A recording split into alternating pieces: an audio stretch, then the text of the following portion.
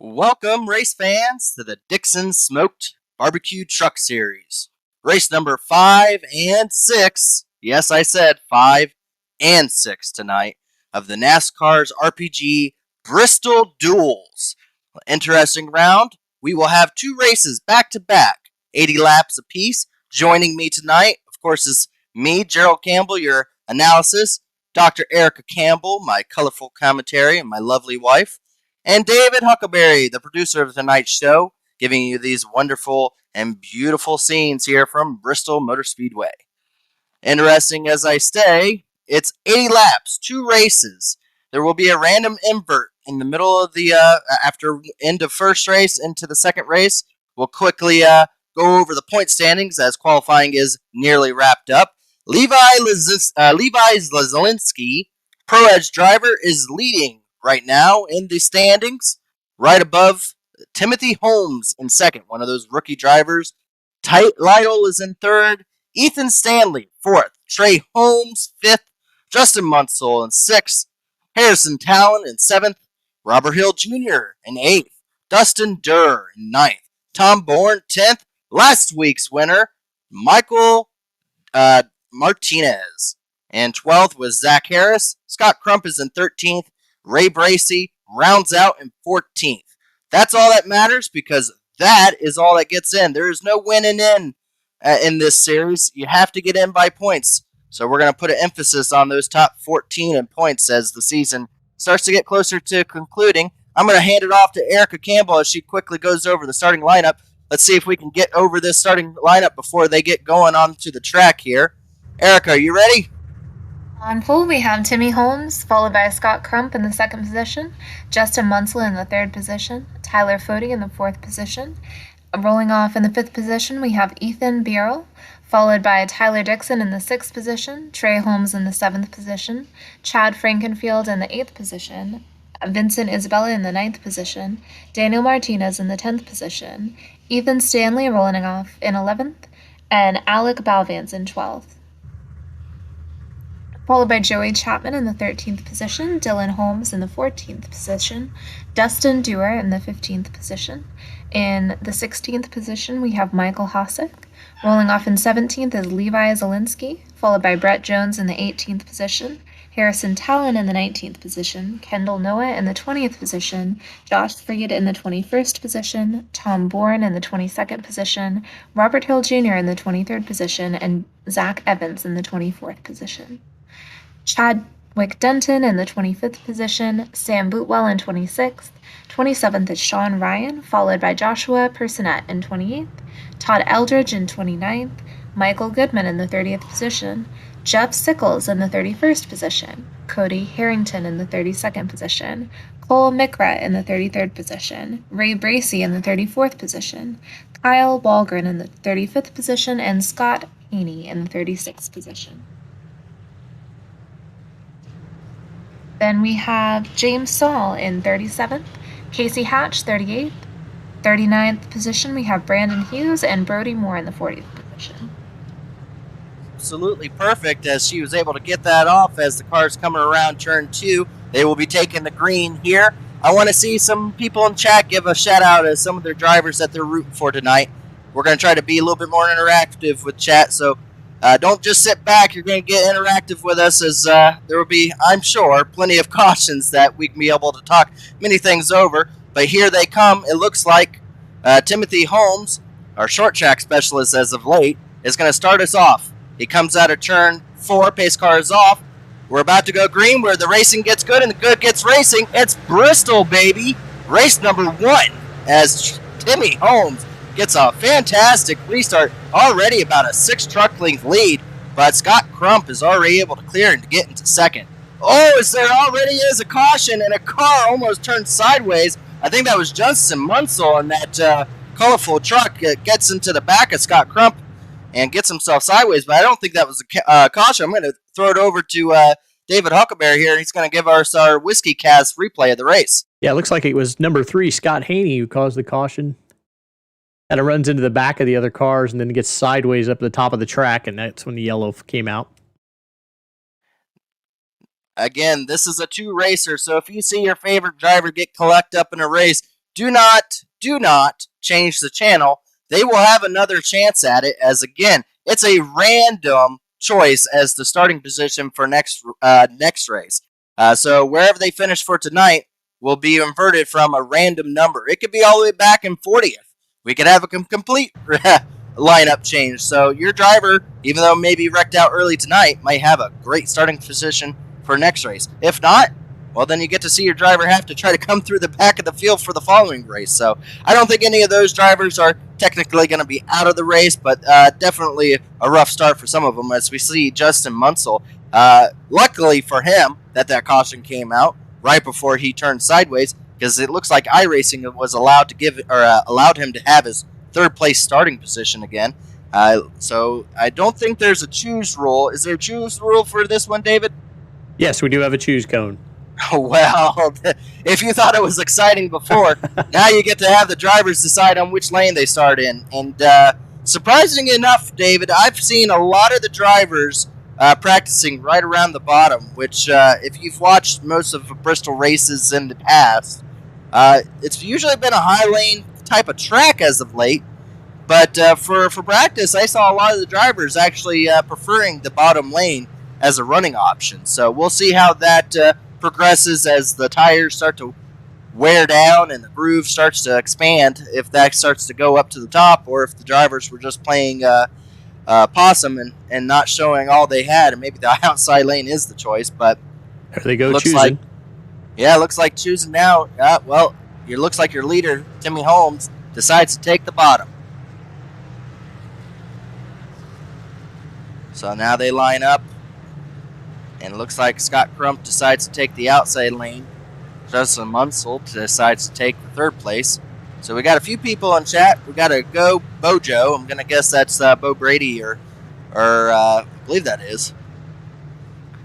So yeah, if you got an early favorite, go ahead and let us know. We'll definitely give you a shout out during the broadcast here tonight.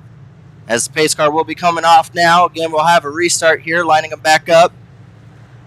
Timmy Holmes once again gets a fantastic restart, able to get back out to another 4-truck lead like he did early in the race. And Scott Crump is able to clear and be able to run into second. We see a great battle there for 5th place, as it looks like the top 4 trucks are back evened out, and a caution is back out.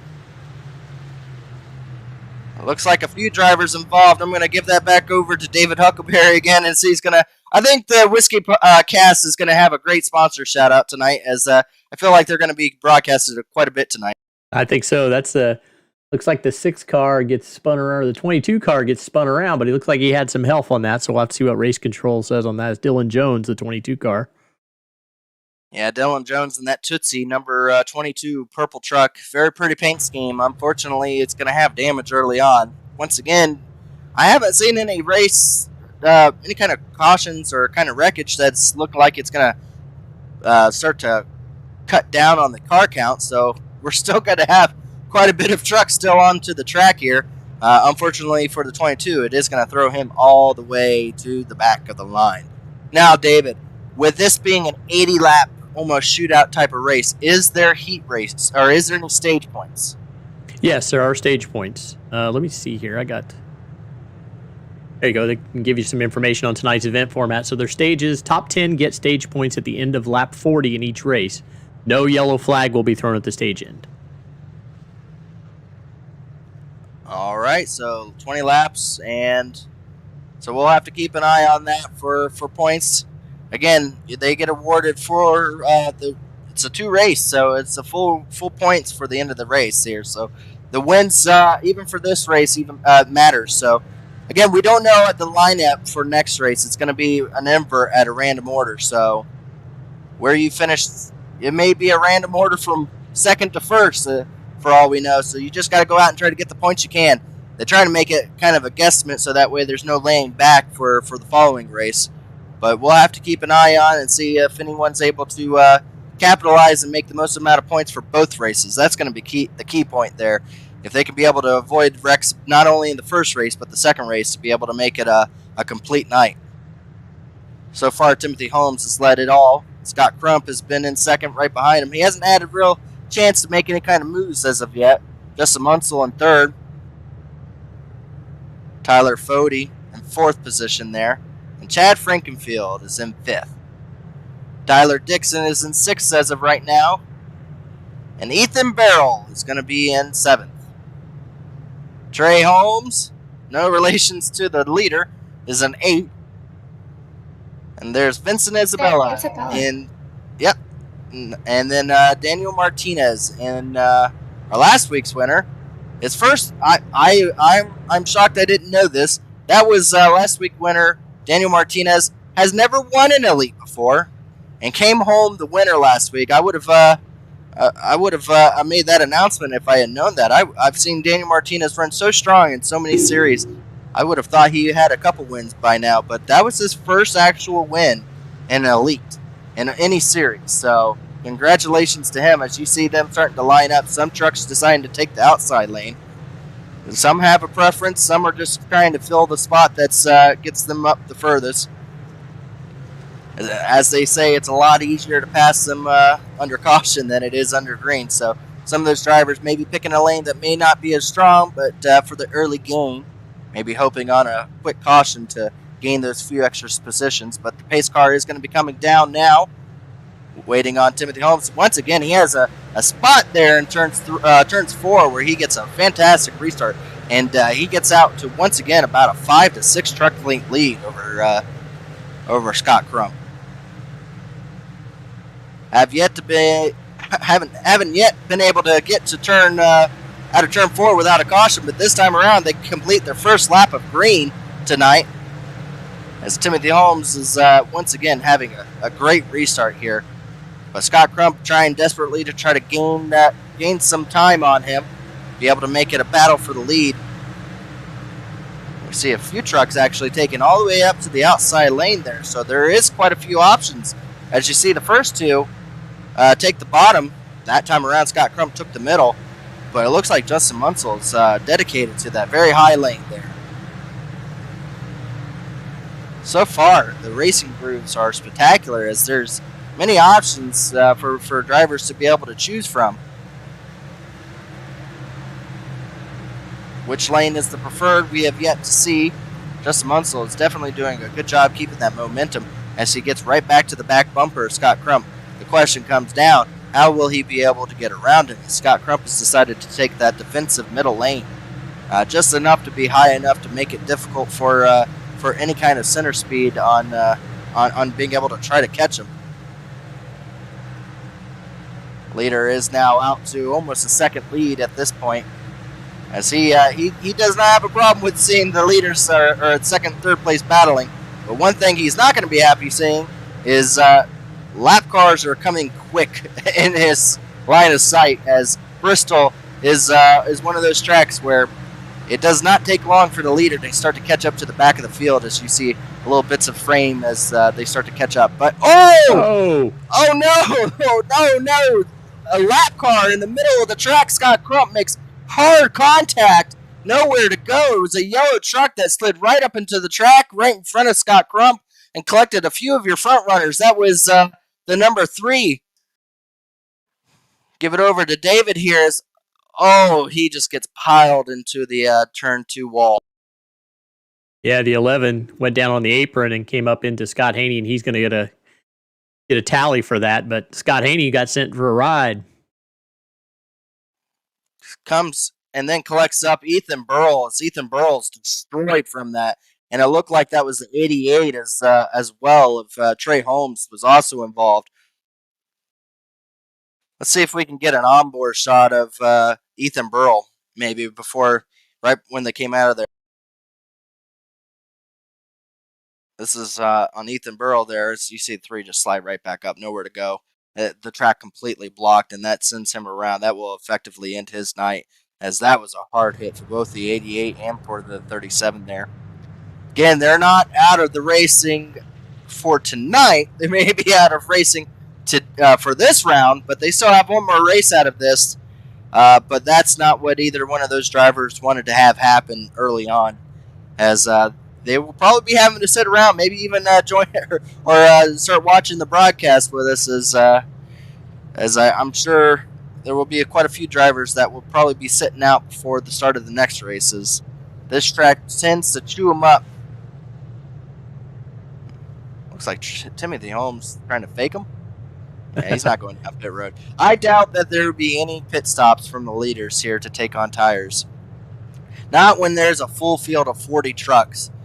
I don't know any tires will be that effective coming through that large of a field.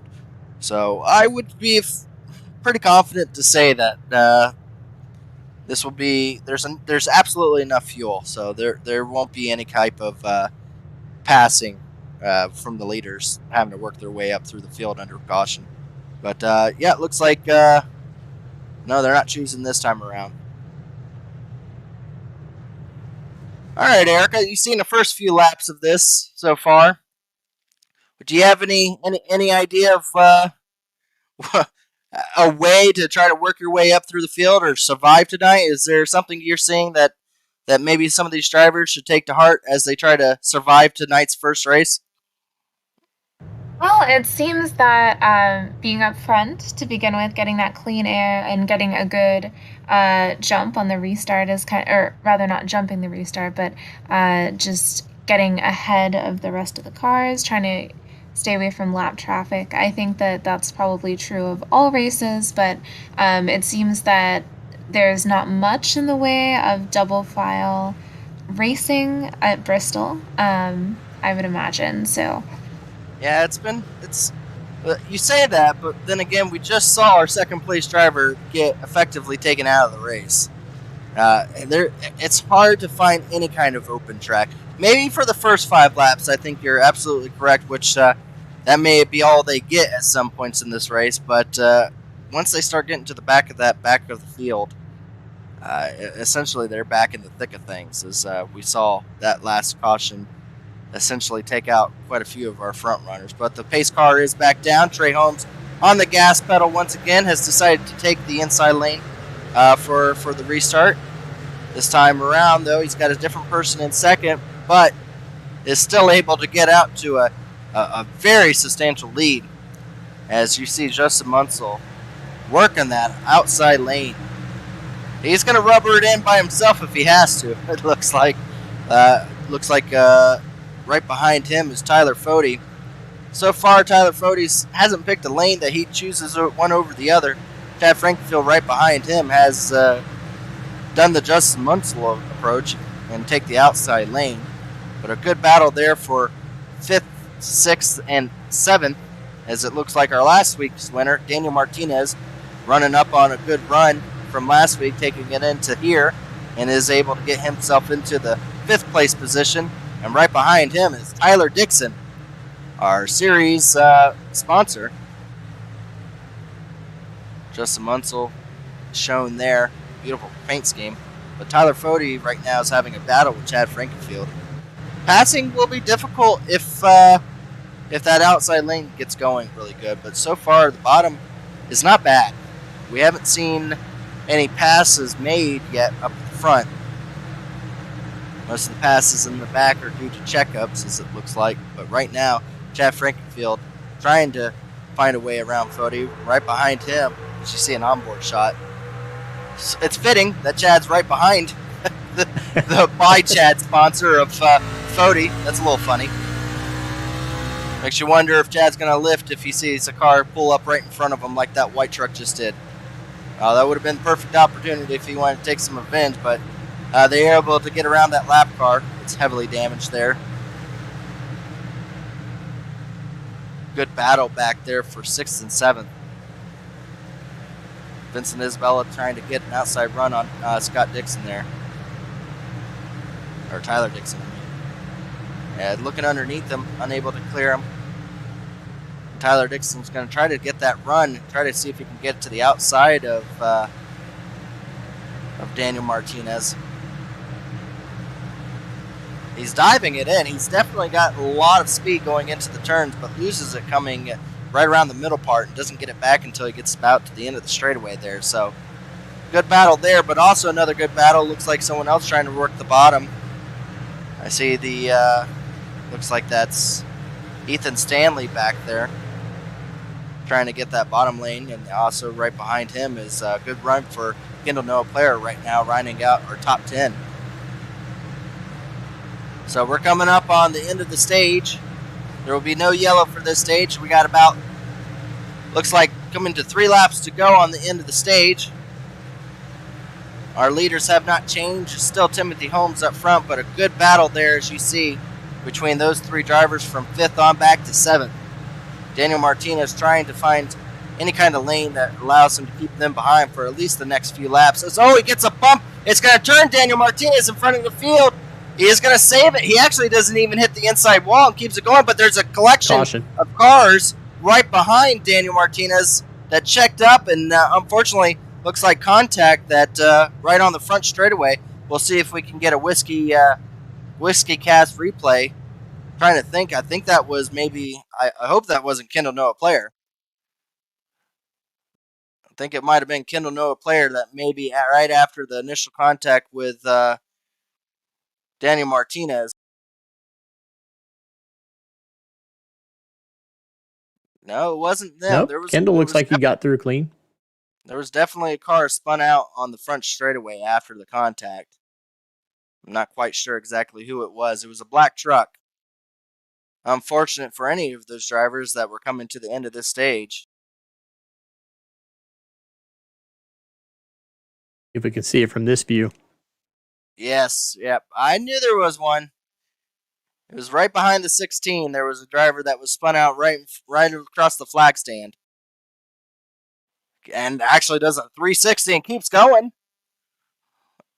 Definitely like to shout out who was able to do that at Bristol and not hit a wall or anybody else.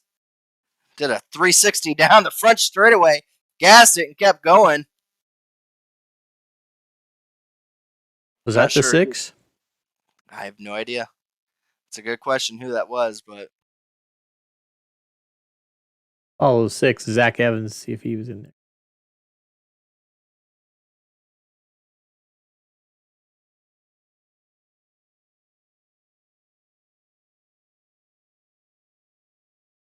Oh, there it is. It's a 90. Is that a 90 or is it 89? No, that's a 00. That's your points leader. 00 is Levi. So, yeah, that's Levi. I'm just going to say Levi, as the chat seems to make fun of me every time I try to pronounce his last name. Levi does a 360. Your points leader, keeping it running for tonight and keeps it going. That's impressive. That's impressive. I wonder if he downshifted and just gassed it.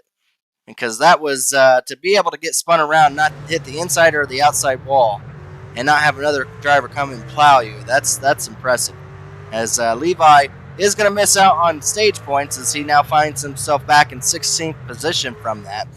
But just to have a truck where he's going to be able to continue to go on out there and try to score points at the end of this race is still impressive. So points leader able to dodge a bullet right there.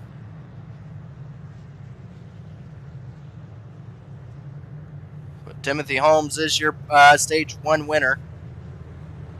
And Justin Munsell comes out second for all his troubles there.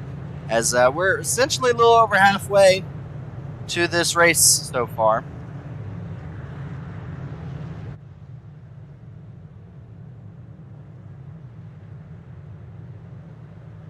Tyler Dixon, our smoked meats specialist, is in 5th. And Vincent Isabella in 6th. Harrison Talon has a good finish there in 7th place. Good for him. And Ethan Stanley finds himself in 8th. Another one of those rookie drivers trying to prove something out here. Doing a good job at it. And even though he spun around, I think the 33 still was able to end up... No, he did not. This is just the lineup results. He actually finished outside the points, so... Fortunate for Daniel Martinez as he was not able to score any kind of points, stage points for that run. But we are going to be going green here as the pace car is off at the front of the field. And it looks like Timothy Holmes is going to be able to get out to the start, but not as good as we've seen in the past. He only has a couple truck length lead over Munsell, as Munsell trying to get that outside lane rolling once again. So far, Timothy has not been... He's not gotten off that bottom lane. He has been stuck to it. It's going to be interesting to see when they do an invert, if he does stay up front for the entire race, if he's able to make that very bottom lane work as he works up through the field, for the start of the second race. So definitely going to be interesting as you see your front runners are front runners, as you would believe. It's going to be interesting to see them in the back for the next race if they're able to essentially work their way through the field, or if it truly is that difficult to pass. But right now, Chad Frankenfield he's been stuck behind Fody and been having to read the back of his bumper, which is all the more enjoyable for the rest of us. As he's stuck behind Fody, but he's got Vincent Isabella, Fody's teammate, right behind him, trying to find a way to get around him. He did bump Martinez. I wouldn't say it was payback, but we do have to also mention that last week, Daniel Martinez did bump Vincent Isabella with two or three laps left to go in that race, and essentially took Vincent Isabella out of the race. And we see here, the very next race, he bumps Daniel Martinez and sends him around pretty early on in this race. I don't know if that was intentional, probably not, but will we run with it? Shoot, yeah. We're going to run with that. That's entertaining stuff, and we hope that it continues on, because that's just even more juiciness as the season continues on. But right behind him, Tyler Dixon is doing a great job running here in Bristol, trying to get that middle lane running, trying to see if he can be able to have anything for Vincent. Definitely looks like a 6-car breakaway, as a big battle going on back there behind Dixon with Harrison Talon, Ethan Stanley, and Kendall Noah Player. It looks like Harrison Talon maybe bunching him up behind him. And it looks like our rookie driver there, Ethan Stanley, trying to figure out a way to try to get around him. And I'm glad I didn't jinx him. I'm really happy to see Noah Player up here running really good in the top 10. He's right now finds himself in 9th position. I've ran with him a few times, and he's a very good Bristol driver. There's certain tracks that man definitely knows how to drive at very well, and this is one of them. He always ends up having a very good long run. And hearing car turned around. Caution is out. Give it over to David here as he gives a It's like Michael Hosak gets hit from behind. Like that's the 13 that gets into the 7. 13 of Brody Moore. Oh, as you see more cars collected, that's Goodman there in the 44. 22, once again involved in another one. You almost thought the 07 got away with it down there, was able to not collect into anything, and then here comes spinning drivers behind him, and unfortunately collects into him. Yeah, you can see the 13 got into him. Yeah, Brody Moore maybe didn't quite know where he was going, and unfortunately got into him. Things happen here quickly. We're talking 15 to 14 seconds, sub 15 second lap times. I mean, things happen here very quickly, so I doubt the 13 did that on purpose.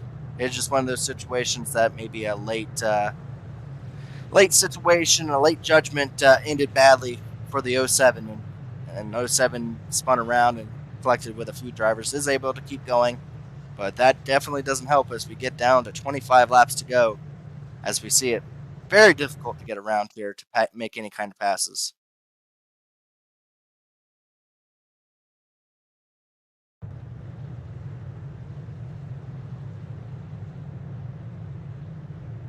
Well, so far, Eric, are you still with us? I'm here, Gerald. You have any questions, anything for the chat? Maybe something that may get them involved with us. Any kind of questions? Maybe they can give a poll or give us an idea of whatever questions you have.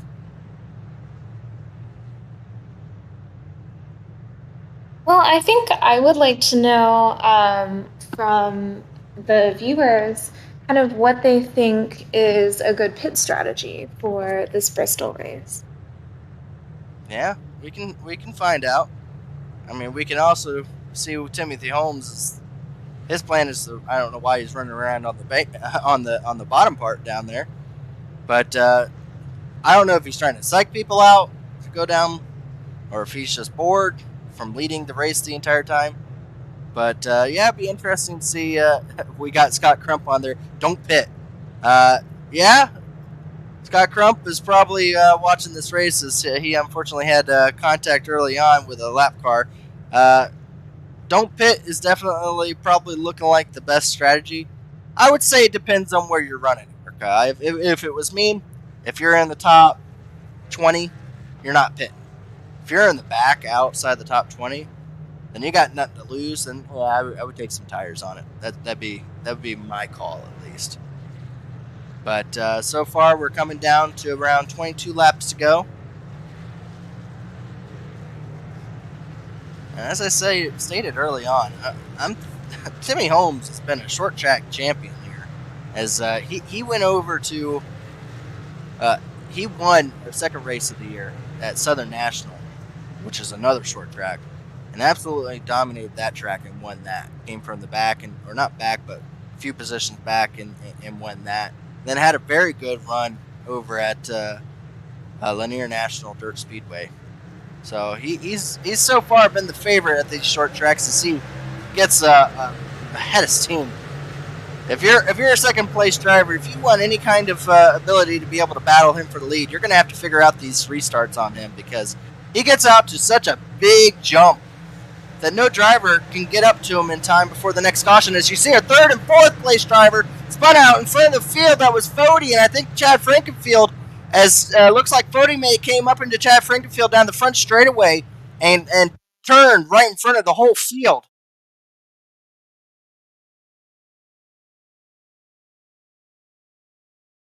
That's exactly what happened. Looks like he may have heard spotter say clear, and he was not clear. I said in front of the whole field, but it looks like it's only Chad. But we've seen multiple drivers after the contact making contract of avoidance. That's Al the Vance, 65, 92, Vance, Chapman 60. 28.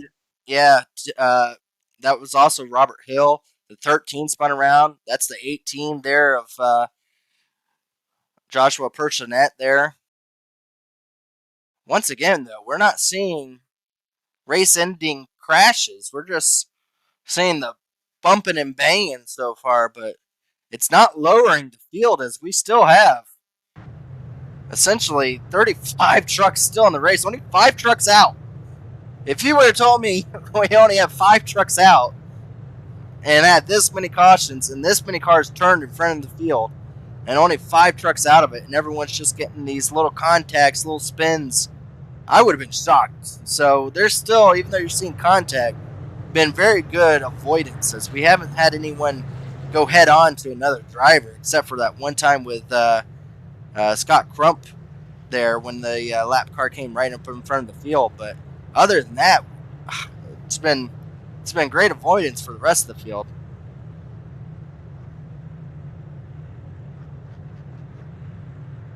Well, what some of these drivers that may be involved in that caution is they're hoping for a high roll number for the invert for the next race. Kendall Noah player up all the way up to what is that, 5th position. Tom Bourne up to 6th.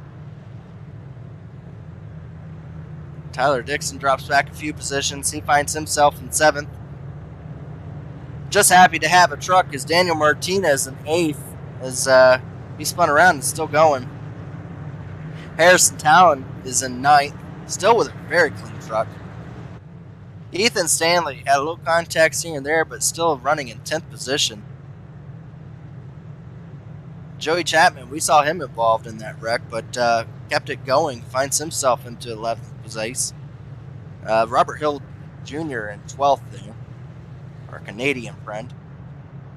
Alec Baldvance, again, all these drivers were with a lot of contact with that wreck, but able to keep going in 13th position there.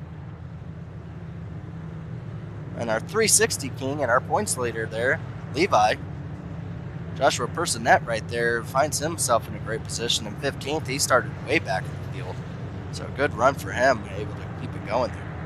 Looks like that's the 32 right behind him, Dustin Durr. Brent Jones had a great finish last week. Good to see him in 7th place. Hopefully he can keep it going. He always finds himself still running at the end of these things. Got a little bit of damage, but he's still doing good. James Ryan back there in 18th. Zach Evans finds him in 19th. And Casey Hatch over there in 20th.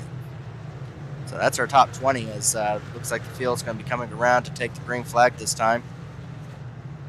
Not sure what's going on up here in the front. Yeah, Brody's up there in first place for some reason. Never fails. The Truck Series has a weird restart. So we see once again, I think they're going to wave it as they may continue. There he Brody goes. Moore was the second pace car behind the first pace car, but he is going to get a wave around to get around to the field. I'm not sure what that was about. So they're going to go back once more around. So we'll get going here with 13 laps to go to end this race one. Again, do not leave. We have race 2. We will have a little bit of an intermission where we'll interview the leader or the winner and go into what's going to be happening for the next race.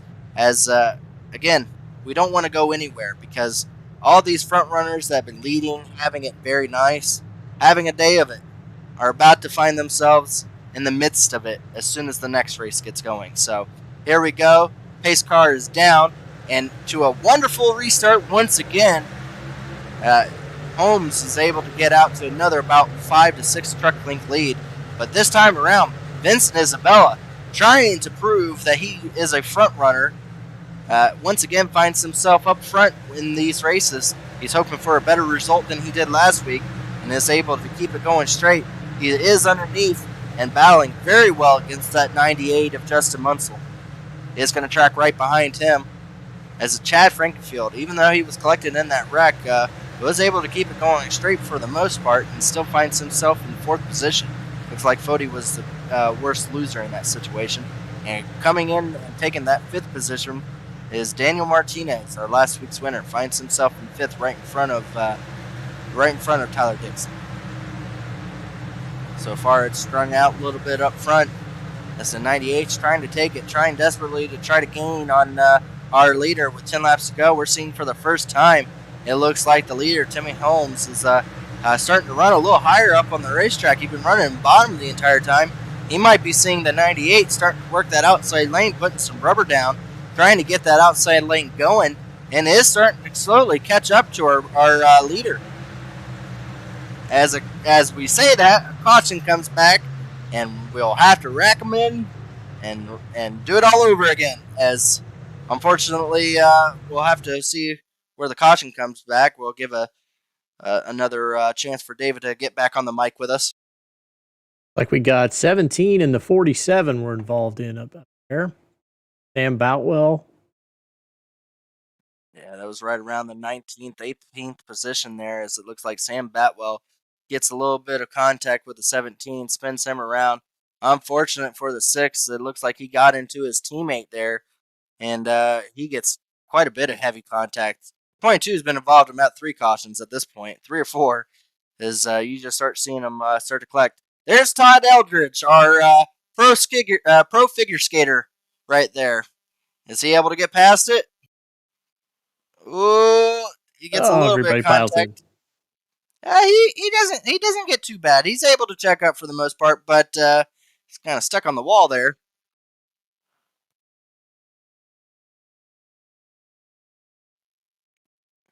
Todd Eldridge, good to see him back into the sim world here, racing with us again tonight. So it's always good to see some of our celebrity racers start to show back up.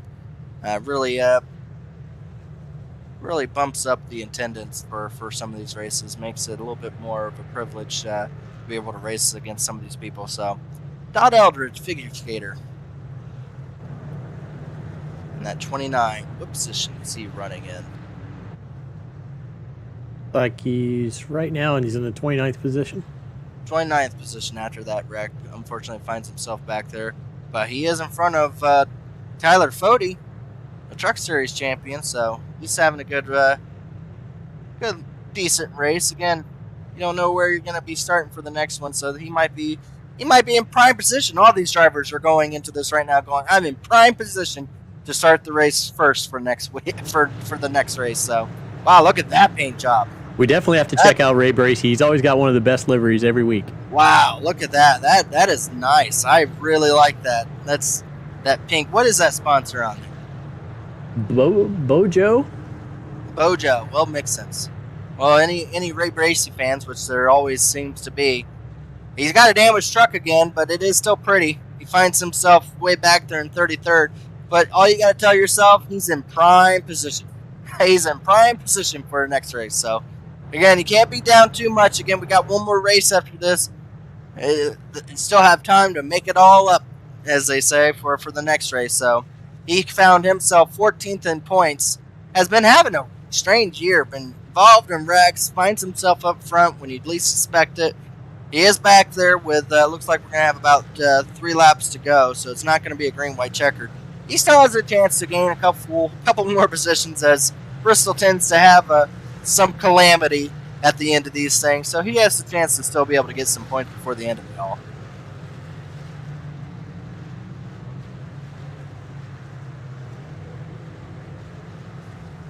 Well, once again, that 98. If he's going to have anything for the end of this, he seemed to have been able to catch up to Timothy Holmes. He has to nail this restart.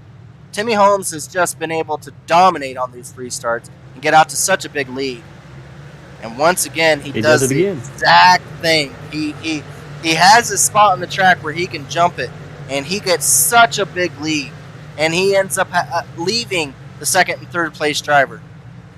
Looks like Tom Bourne finds himself spinning. No, he keeps it straight, but unfortunately... Oh, please don't say it. Was that Kendall Noah player?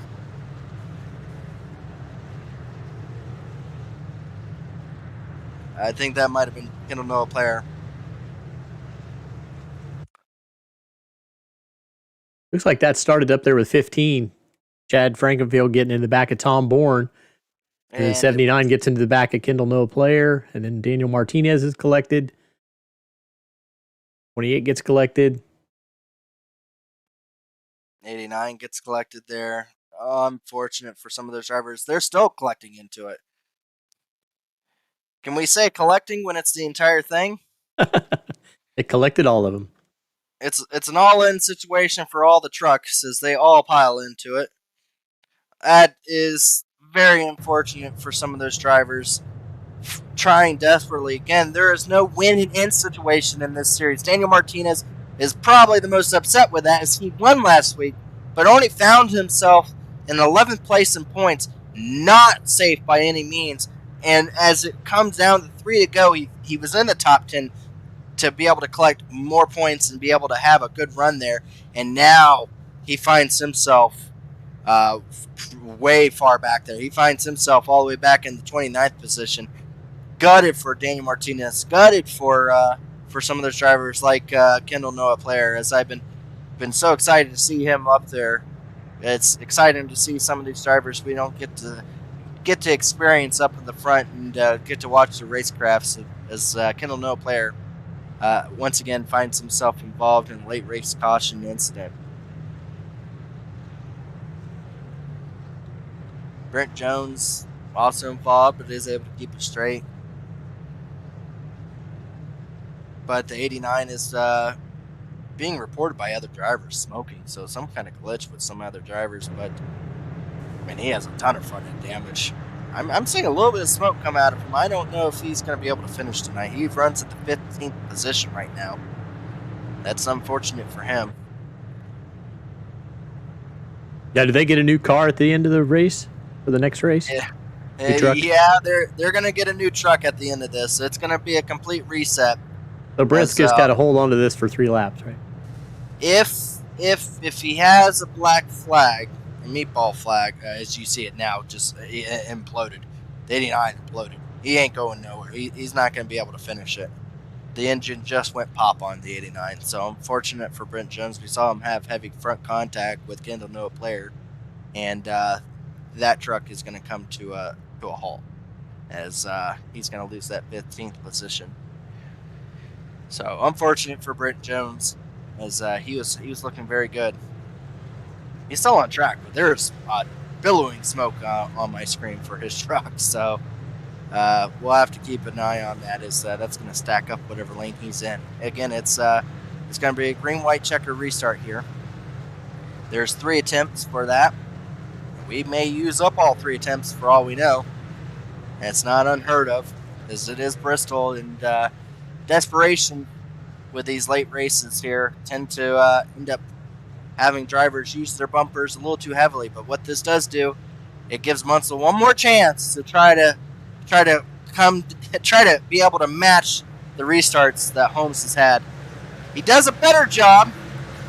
He's not completely out of the windshield, but he has a pretty decent lead, Holmes does, as he just gets that turn 1 and 2 flat part down pat. But we find a new driver in third place there. As we come, and we're going to take the final lap. If there's any wrecking or cautions or any kind of wrecks, they're going to be racing back to the green. But here comes our first time. Is it going to be our first time? It looks like it. Our first two-time winner, Timothy Holmes, going to come out of turn 4 and win in the first Bristol race. Our first two-time winner of the year.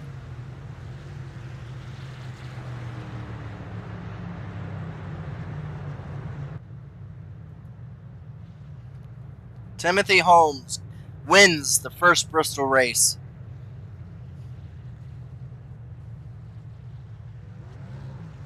As he does his celebratory. He's got to realize, though, his racing's not done for tonight. He's going to have a chance to try to see if he can do the unthinkable and be able to come from the back and be able to win it once again. As we wait to hear what the invert will be, as they're deciding it now. Well, it's not. He's not going to have to come from too far back, actually. It looks like the top 12 will be inverted. Top 12 drivers will be inverted for the second race. As selected by Siri. I've seen it all now. Yeah, there you go. Alrighty. Well, we're going to give a little breakdown of our finishing order as we're going to hop out of this lobby and go to the next one as soon as it's opened up. It will probably be another 10-15 minutes before the next lobby is opened up, but we're going to go ahead and give it over to Dr. Erica Campbell here, and she's going to give us our finishing results here for first Bristol race. Oop, it popped up. There it goes. There it goes. All right. So our victor in the first feature tonight is Timmy Holmes, followed by Justin Munsell in the second place. Harrison Talon coming with the third place finish. Vincent Isabella in fourth place. Chad Frankenfield fifth. Levi Zielinski sixth. Tyler Dixon seventh. Tom Bourne eighth. Ninth place goes to Casey Hatch. Dustin Dewar in 10th. Ethan Stanley in 11th, followed by Chadwick Denton in 12th. Josh Freed in 13th, Alec Balvans in 14th, Joshua Personette in 15th, Dylan Jones in 16th, Cody Harrington in 17th. 18th goes to James Saul, followed by Joey Chapman in 19th and Cole McRed in 20th.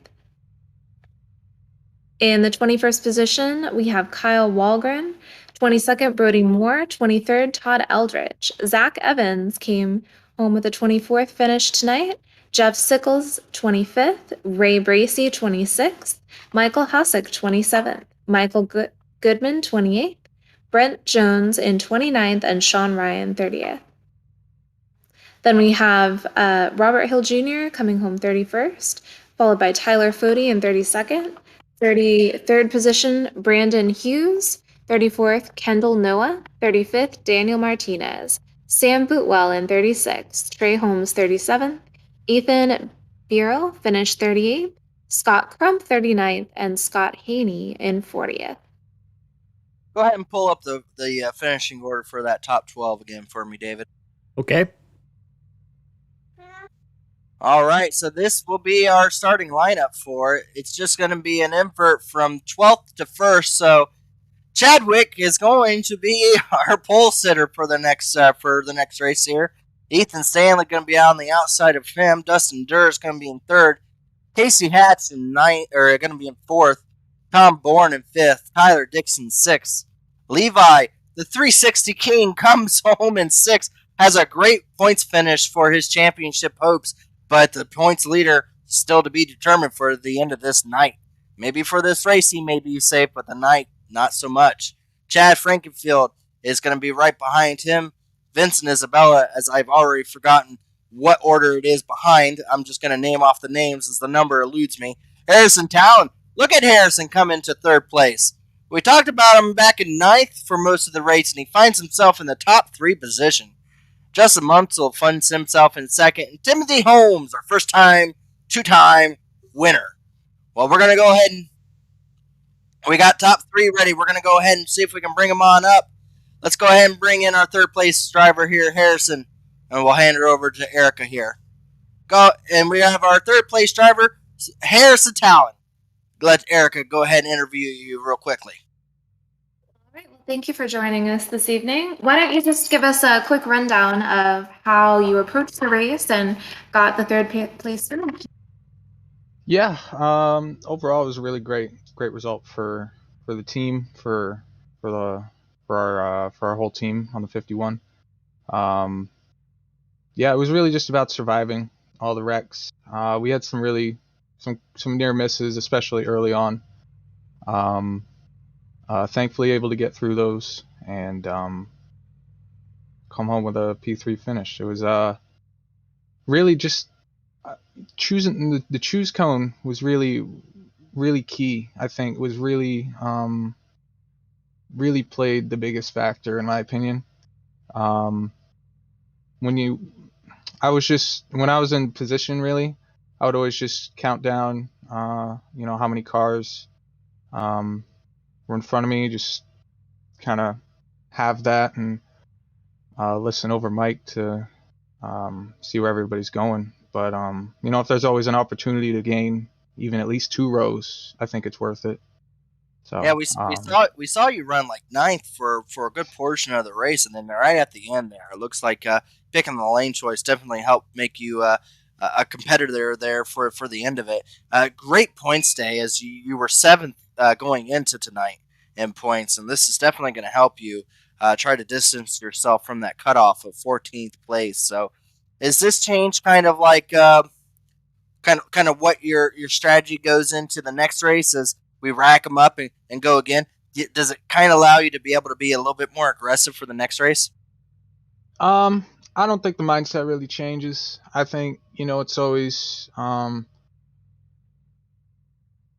you always want to be careful because you don't want to take too many risks. I feel like because that points deficit can go away really quickly. Even in just one or two races.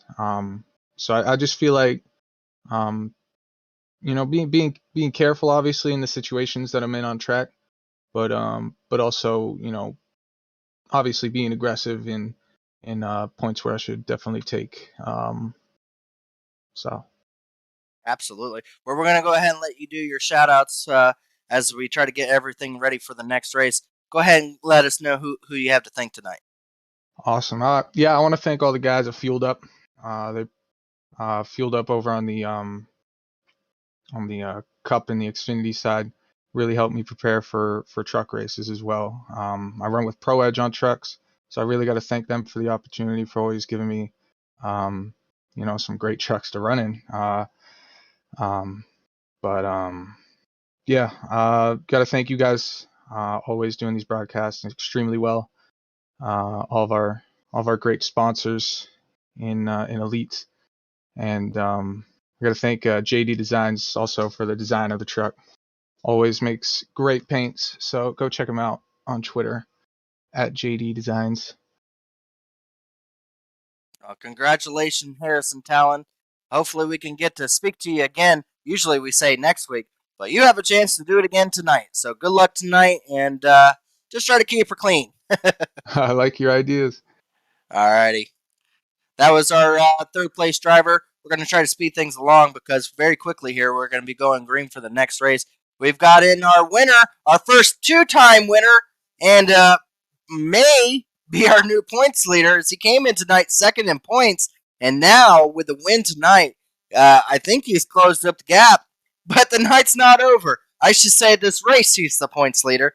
We'll find out if that's the shortest points lead ownership ever as we go into the next race. Our first place winner here.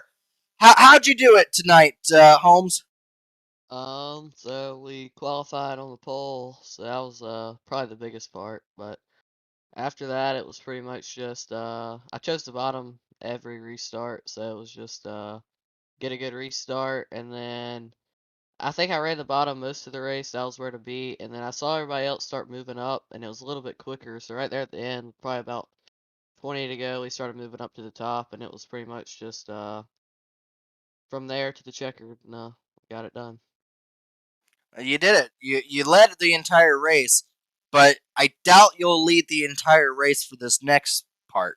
This next race that's coming up. What's the strategy? Because I'm gonna have to say it. If something happens in the race and you don't get it done, I'm gonna have to say it's the most short-lived points lead in history ever. If you're not able to keep this point lead going into this next race, so what's the strategy to just try to make sure that you try to maybe even go back and double down and just win the whole thing at Bristol?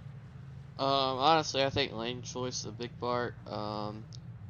But most importantly, just being smart, keeping the truck clean so we don't tear it up. That's a big factor in points. But I really think it's just gonna be important to make moves when you have a opening, because there ain't much passing here, or it's not a side by side. I'll put it that way. But watching out for wrecks and making moves when you can. Well, congratulations on the win again. We have so much on the stake going into this next race as you've closed up and taken the points gap and taken the lead in the points. If you get it done tonight, I think it's about time to say you might be the short track king at that point. If you go and win Bristol the second time around, we might have to hand that crown over to you. Good luck tonight, as it's going to be interesting to see if you're able to get that low lane working once again. Thank you. That's Timothy Holmes. As we're getting ready, they'll be going green or going. There's not going to be any qualifying, so it's just as soon as all the drivers are able to enter into this lobby to reset everything. All the grip is gone. It's all been reset. If they got that high line working, well, they're going to have to try to get it back rubbered once again. Justin Munsel's probably not happy to hear that, as he ran up high for most of that last race. So, Erica, real quick, after watching the first race, what do you think? What do you think is going through the mindset of these guys that just went through a beating the last race and they have to do it again? Do you think it's, what do I have to lose, try to go out there again to get it? Or is it going to be one of those situations where they just hope to finish something tonight? I would hope that the drivers would have, taken what experience they had in the first race, whether it be a good one or a hard lesson that they learned, and apply that to the second race. Well, we're about to find out. Real quickly, anybody in chat, I got two questions for you. Do you think we're going to have a double down? Do you think it's possible, with how hard the passing's been, that Hill will be able to come back, or Holmes be able to come back and win the second race? Or do you think that maybe there might be some calamity and it might be the shortest points lead to be owned by someone in the shortest amount of time, going from race 1 to race 2? I want to hear some opinions from some people in chat, what they expect from this race. Is it going to be more of the same, or do you think it's going to be even crazier? So, I gotta say, so far, Whiskey Cast has gotten their money's worth, David. Do you? What's your opinion on some of those questions? I'll be honest with you, Gerald. I wasn't listening because I was getting ready for the next race. I am so sorry. That's fine. We were just asking, do you think that Holmes is going to be able to double down and be able to become the short track king and be able to come from the 12th place and be able to work his way up there? Or do you think that maybe it might be a situation where we'll have the shortest points lead in history from owning a time standpoint wise? Yeah, I honestly can't imagine we'll get a long enough green run for him to make it all the way from the back or from where he's starting. So that'll make it harder. But speed-wise, I think if we can get a long green run of maybe 10 to 15 laps or even 20 laps would be a long one for tonight, I think he might be able to work his way back to the front. It's going to be interesting. So, obviously, it's not enough time for us to actually get a full rundown of the points, as we're very quickly trying to go from one race to the other. But right now, from where Levi finished in 6th position, and where Holmes finished in 1st position, and with the stage points he collected, it's easy enough to say that Holmes took the lead as he won the stage and won the race. He took home the most amount of points you possibly can, and Levi was unable to get any points from the first stage, so it's easy enough to say Holmes has the points lead, but by how much is uncertain.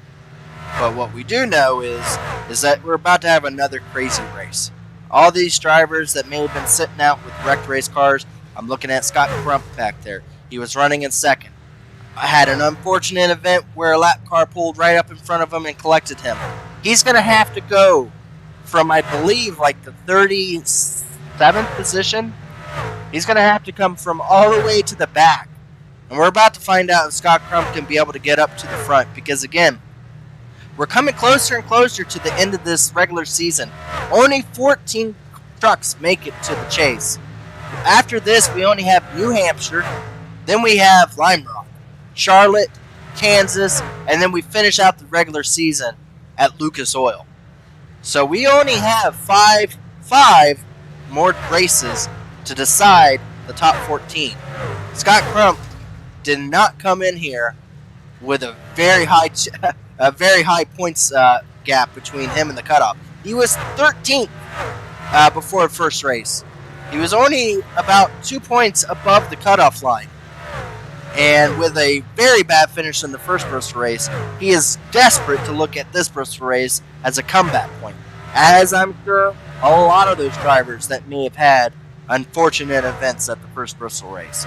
But they can very quickly be able to make it up here if they can be able to survive the second Bristol race. So we should be greeting anytime soon now. 10:07 was the approximate. Well, I'm going to give it over to Erica if she's available to be able to do the sponsored shout-outs that we need to do for tonight. Let's see if she's available. I hear the little one crying in the background.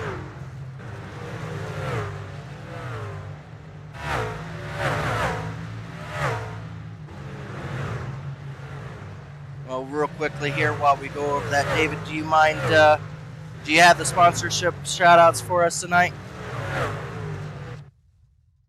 I don't have the full list, but I can at least get the sponsor tonight. NASCARRPG is a spreadsheet-based team manager simulation. It is multiplayer only, and the game mechanics are all done on the Google Sheets.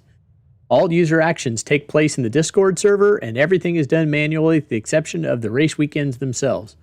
They are done using weighted random number generators as opposed to any video games. If you've ever wanted to simulate running a NASCAR team, then this is for you. They are tonight's race sponsor of the Bristol Duel. Perfect. So as soon as Erica get back with us here, I'll have her do a sponsored shout-out for us on that.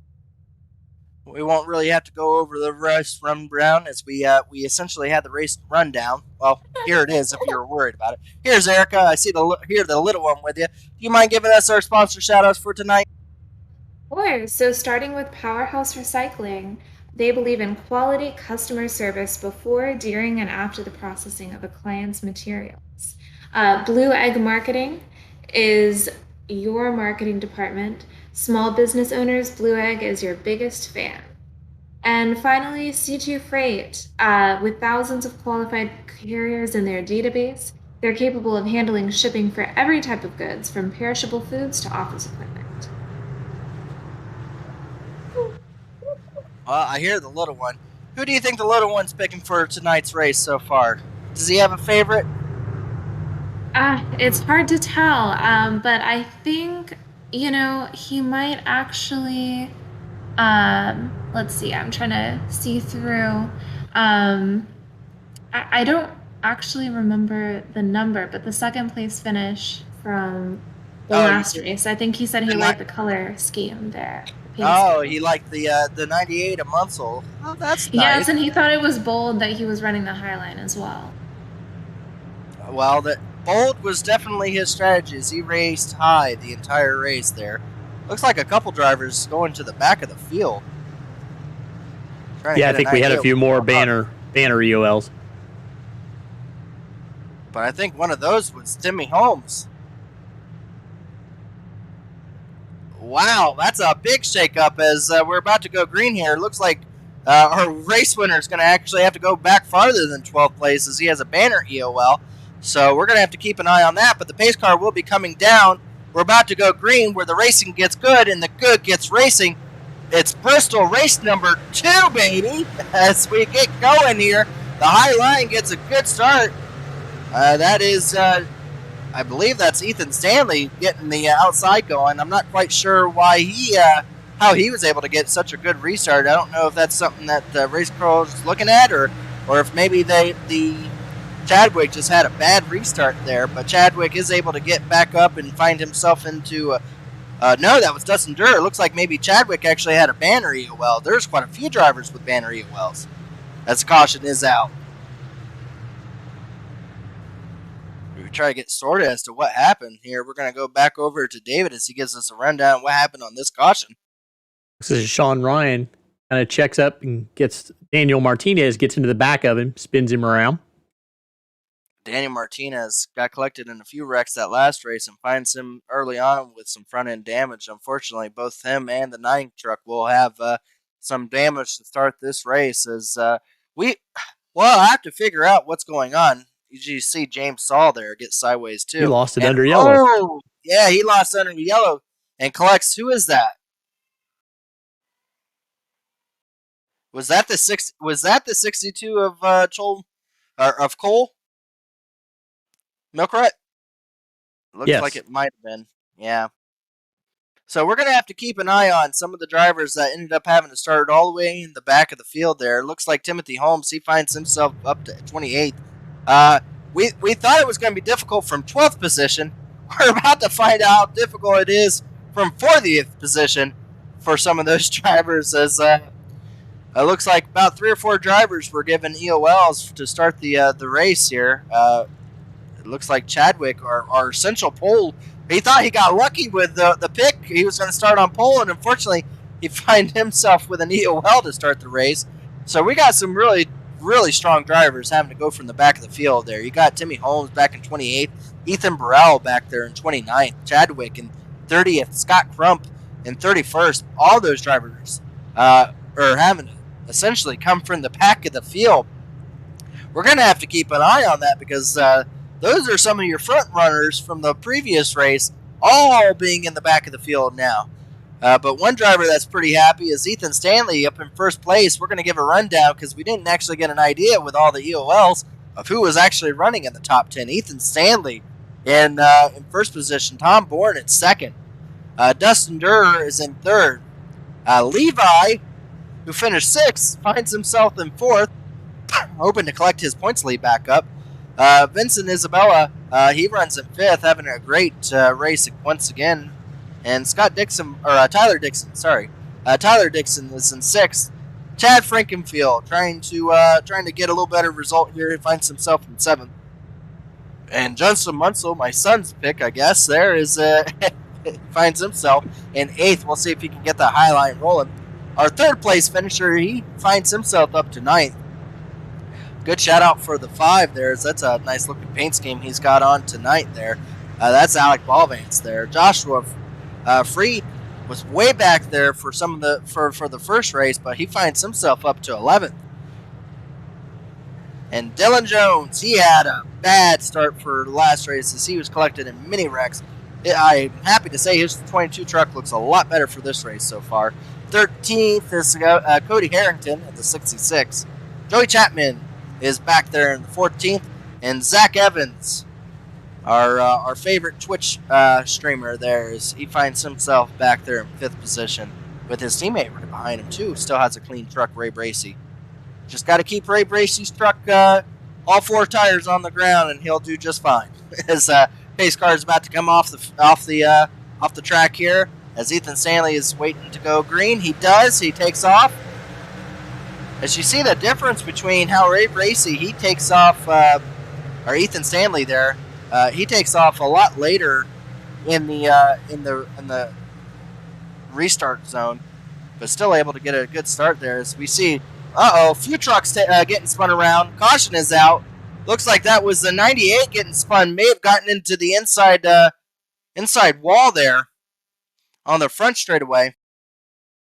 Until it gets into the back of the 79, and then gets spun by Balvans down to the inside. Oh, he got so He got lucky. close. He got so close. He's going to have a clean truck, but I'm hearing there was another wreck back there with the, looks like Chadwick, our essential pole sitter, didn't start anywhere near the pole, but I think we'll have to go back to see what happened with the 71, I believe, at Chadwick. You see him spun around. He just spins out. Yeah.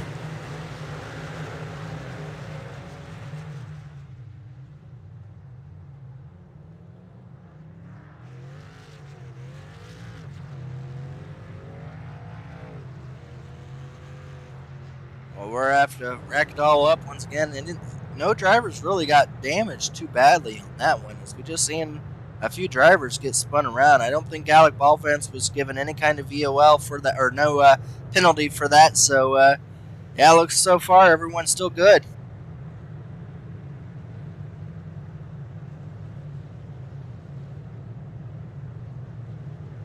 We got a question in the chat. Are they racing on ice? No, but they raced on dirt earlier in the year, and I think they had less cautions. So I'm not sure what's on the racetrack, but I think ice, they would have probably may have kept it green longer. So, I think so far the longest green flag run has been about 5 or 6 laps. So we'll see if we can actually get a long enough run to where the second place driver can be able to get any kind of run on the leader.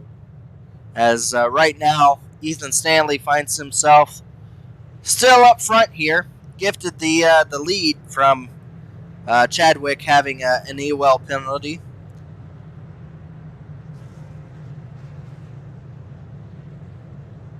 So Tom Bourne there is in second place, and Dustin Durr finds himself in third.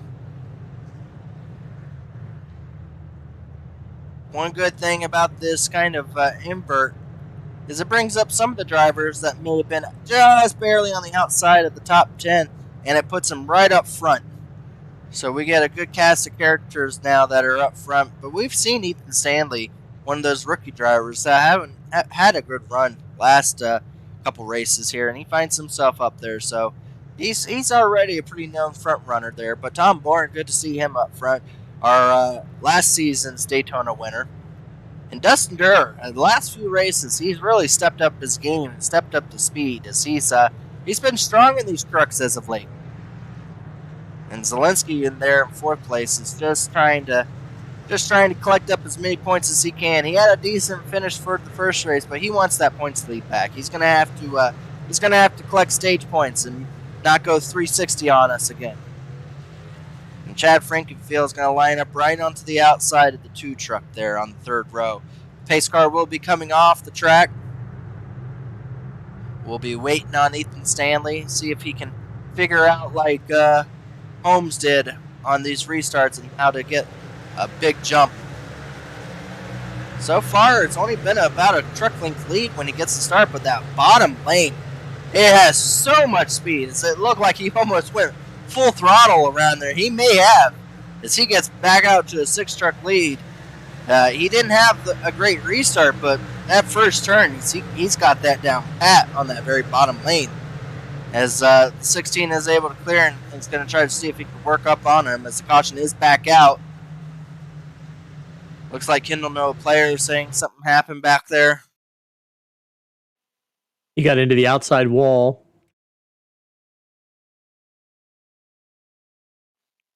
That's a net code. A little bit of net code with Brent Jones there. As Brent Jones came back up the racing track, get back into the groove, and net code Martinez, spun to 94. Crump, Haney. And the 9 card just goes through him. Just got lucky. Goes through Kendall Noah player, probably to his benefit, as the 9 car would have probably flipped him multiple times down the track. Well, if you ever wanted to know what the driver's seat looks like and didn't want to get iRacing, you saw it right there. So they did give the tally to the 89. We saw it as kind of net code, but they gave a tally to the 89. All calls can be Appealed. reviewed and appealed. Thank you. Appealed after the race. So a tally is issued now, and maybe race control's just trying to get through the caution to get everything lined up. Again, it's only one race control person, so they may deem it just from a first glance, but after its tally session, or tally doesn't really take you out of a race. It definitely can affect you in the points, but it doesn't affect you on race.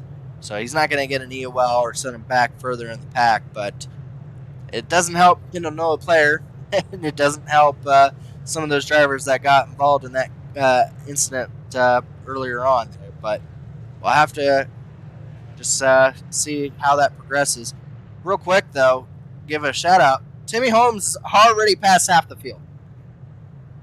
Timmy Holmes, who had an EOL, had to go all the way to the back, and 18 laps in, is already in his 19th position. He is coming hard. He is definitely trying to get up there as quickly as possible. He's definitely been the fastest one as from having to start in the back. We still see like Scott Crump's back in 36th. Ethan Burrell is back there still in looks like 35th position. But yeah, Holmes is fine. He is absolutely fine. And I revised my prediction. Oh no, Ethan Burrell's up to 25th. My bad. What's your prediction?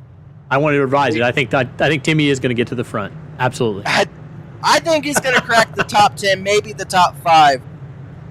If and this big if, he doesn't get collected in any of these wrecks, and that is a hard if because we've seen this track.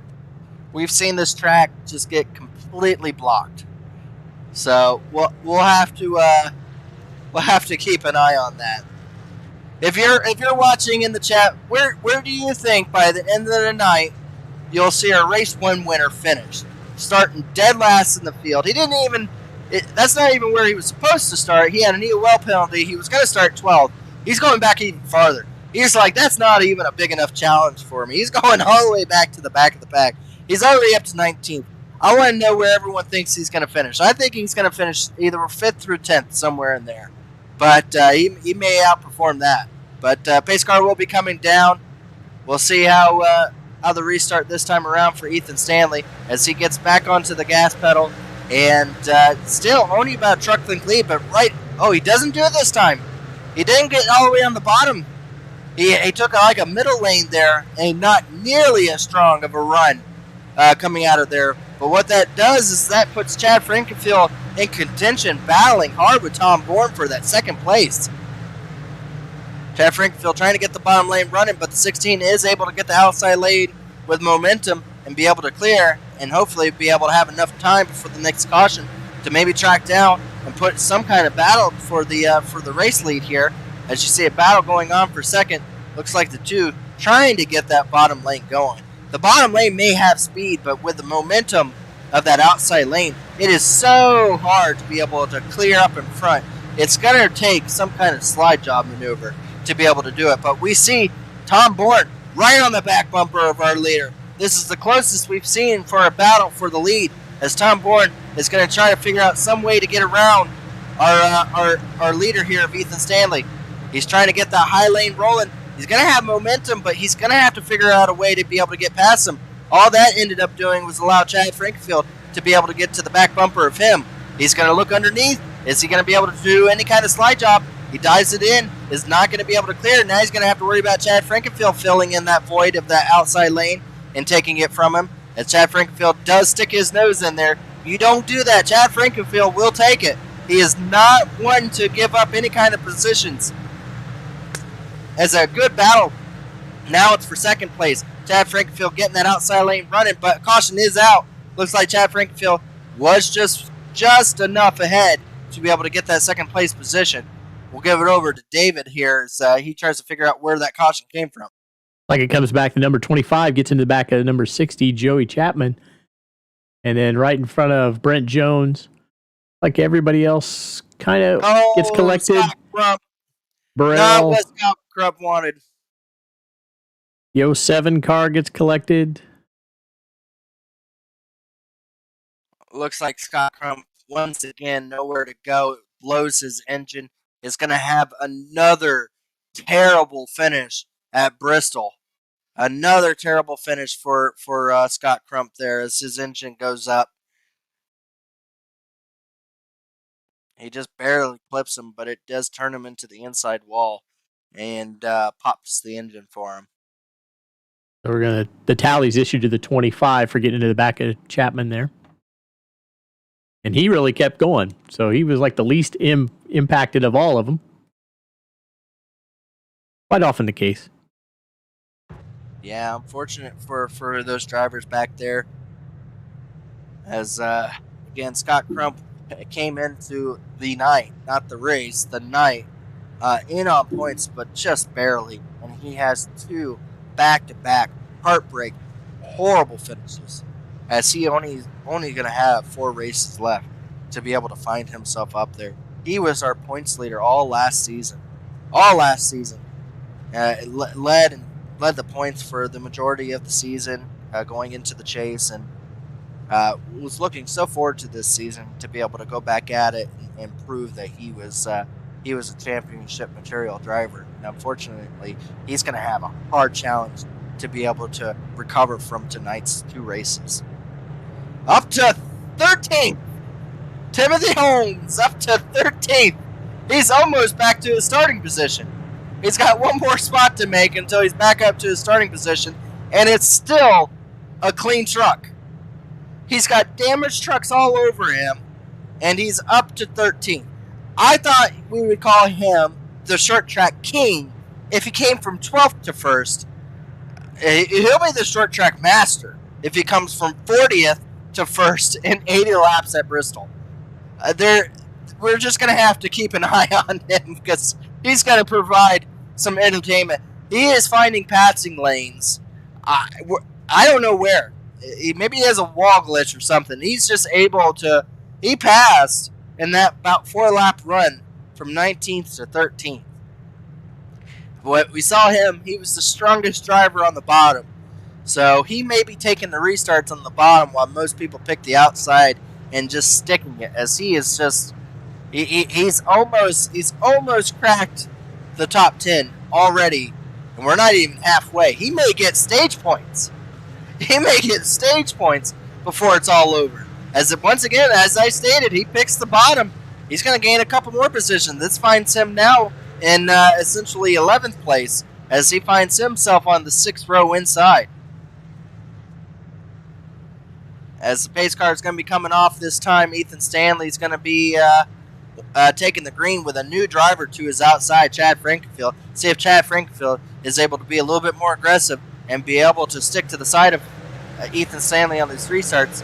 He is not, but is Chad Frankenfield going to have any kind of run? Ethan Stanley got off that bottom lane, and I don't think it's as strong as when he wraps around that bottom lane. But Chad Frankenfield is still about a 4-truck length lead behind him. Is going to desperately try to get back up to him here. As you see, Vincent Isabella finds himself now in the 3rd place. And relegated back to 4th place is Tom Bourne. Chad Frankfield got the bottom working there in 3 and 4 really well. And is going to go around turns 1 and 2 right on the very bottom. Gets right to the back bumper of Ethan Stanley. Is he going to try again? Yes, he is. He's running a very low lane. Is he going to work? He's going to go side by side coming at the flag stand. Not in front of him yet, but is still side by side. Goes up a little higher. Oh, gets very close to Ethan Stanley's back bumper. Is going to get right back in front of Vincent. Now he's going to have to worry about, is he going to pull that move, and is Vincent Isabella going to fill that void of that outside lane? Chad Frankfield trying desperately to try to get that outside lane or inside lane going there. As you see, Tom Bourne is going to go with him down there. Coming to the line, it's still Ethan Stanley, but very close to Chad Frankenfield. This is the closest battle for the lead we've seen yet. Chad Frankenfield doing a very good job trying to get that inside lane going. Oh, hard net code. Hard net code takes out our front 3, front 4, front 6, 7, 8, 9th drivers. Huge net code. Huge net code. Spins Ethan Stanley from the lead as we see a parking lot on the front straightaway.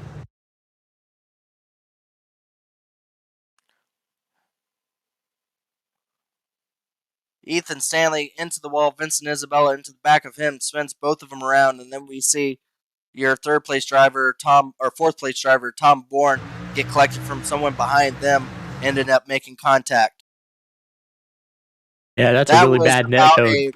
That was about a truck length of netcode. That is a humongous netcode. Unless if the 92 just the rear end broke on it. And that was a violent hit there.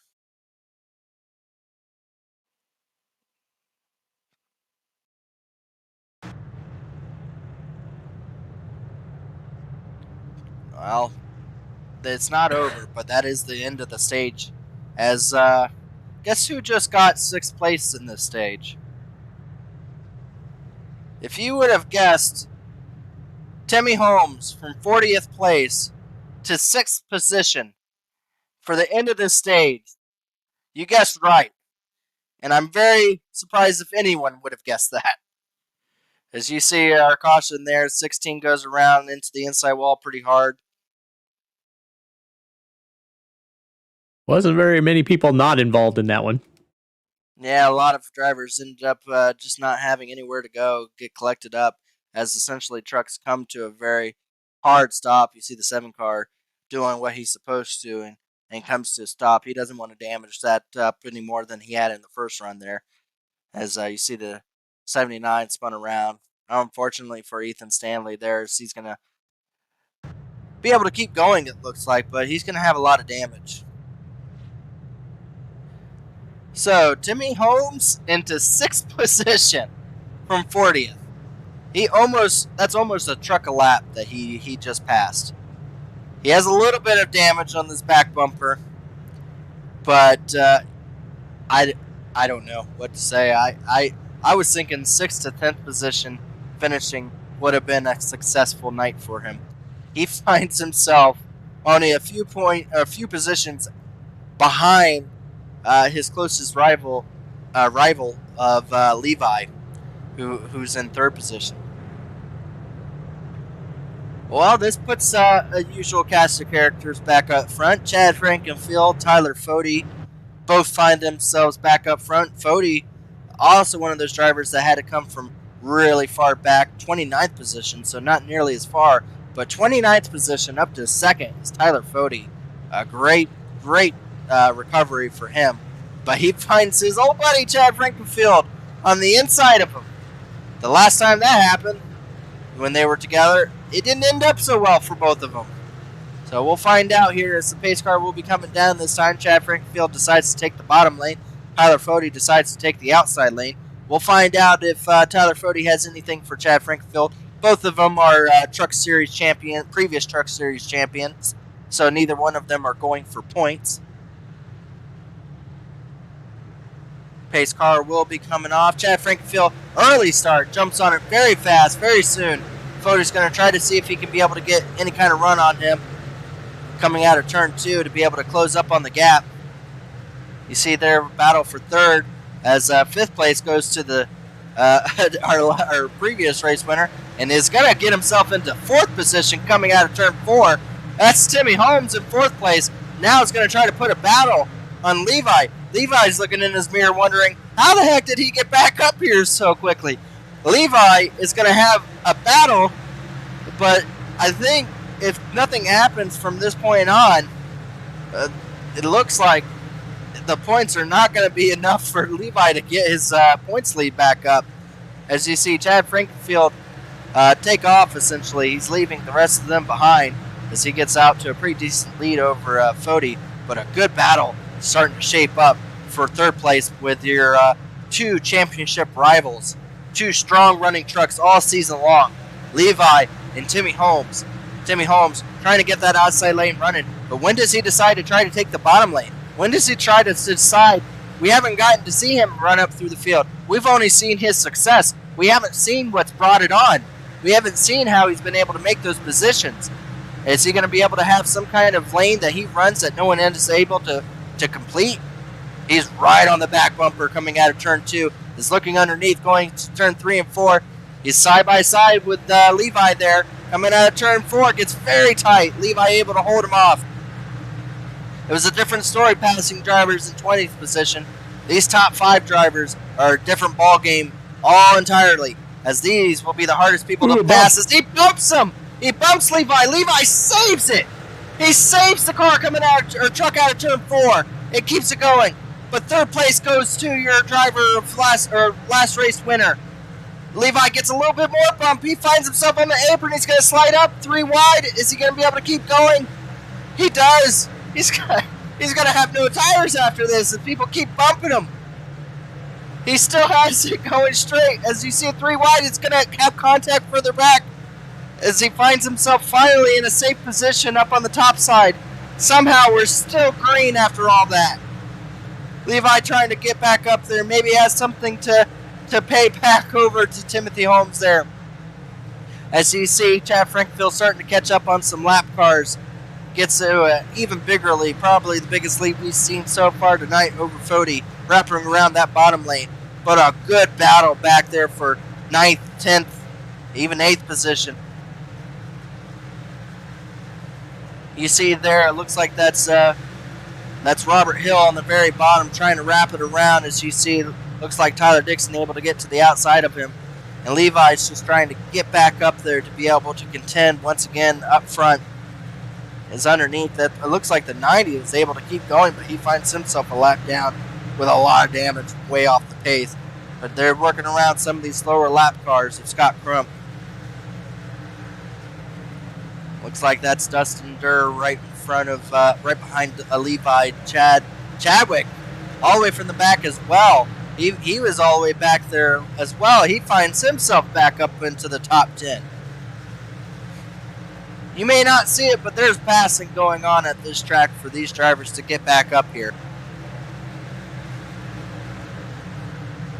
So far, it looks like we've got a good battle there going.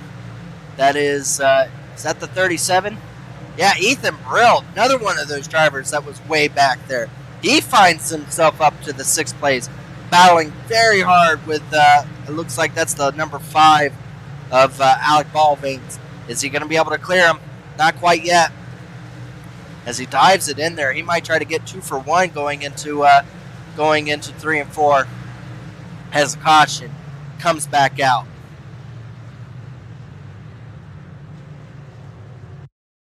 We'll have to find out where that happened. Seems like David may have found the culprit here.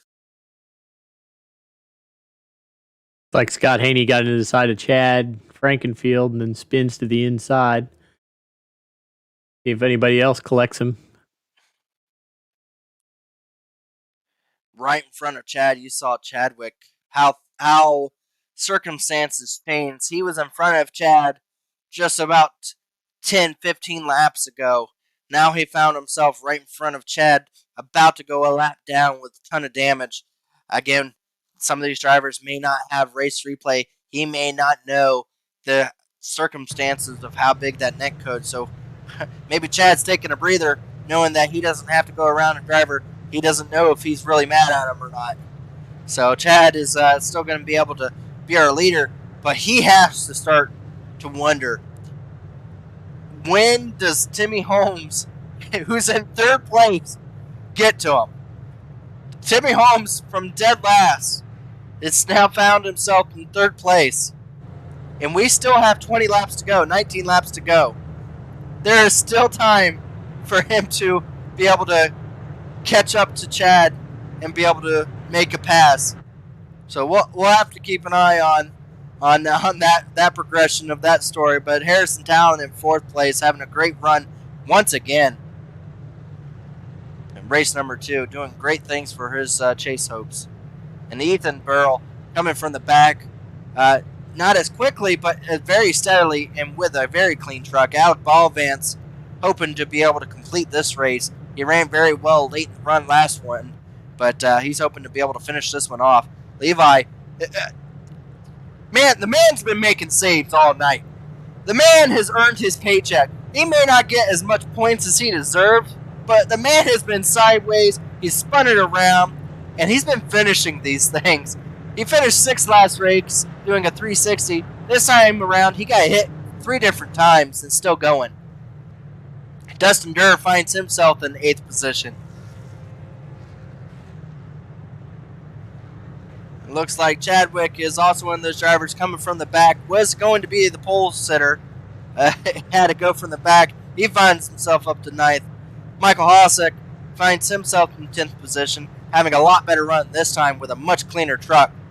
Tyler Dixon having a decent run again. He finds himself up to 11th. And Robert Hill's doing a good job back there in 12th as well, still with a very clean truck. It's almost as much impressive when you find some of these trucks back there with a clean truck as it is where their position is running. Cody Harrington at 13th. He is showing the signs of Bristol beating and banging.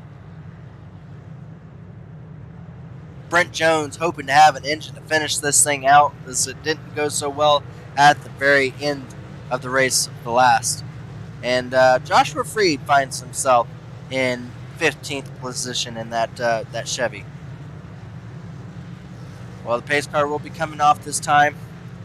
Fode's going to take the outside, and right behind him, who's been running just as well on that very bottom lane, is Timothy Holmes. So we'll find out if Chad's going to have a restart to be able to get himself far enough away from the battling that's going to ensue behind him. Oh, that looks like they delayed it for one more. Looks like someone's being called for a choose lane violation. Oh, that's 07. Michael Hossack. We just mentioned how clean of a truck, doing so well. He's going to have a commitment choose line violation, which means that he chose after the start-finish line what lane he was going to start in.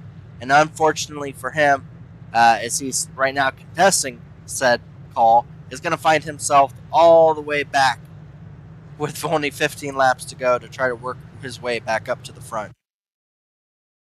We still find ourselves with 22 trucks on the lead lap here.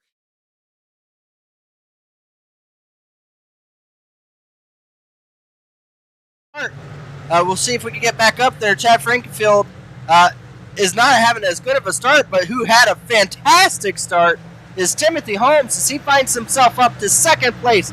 Is he going to put a battle on to Chad Frankenfield? You see him starting to take that outside lane.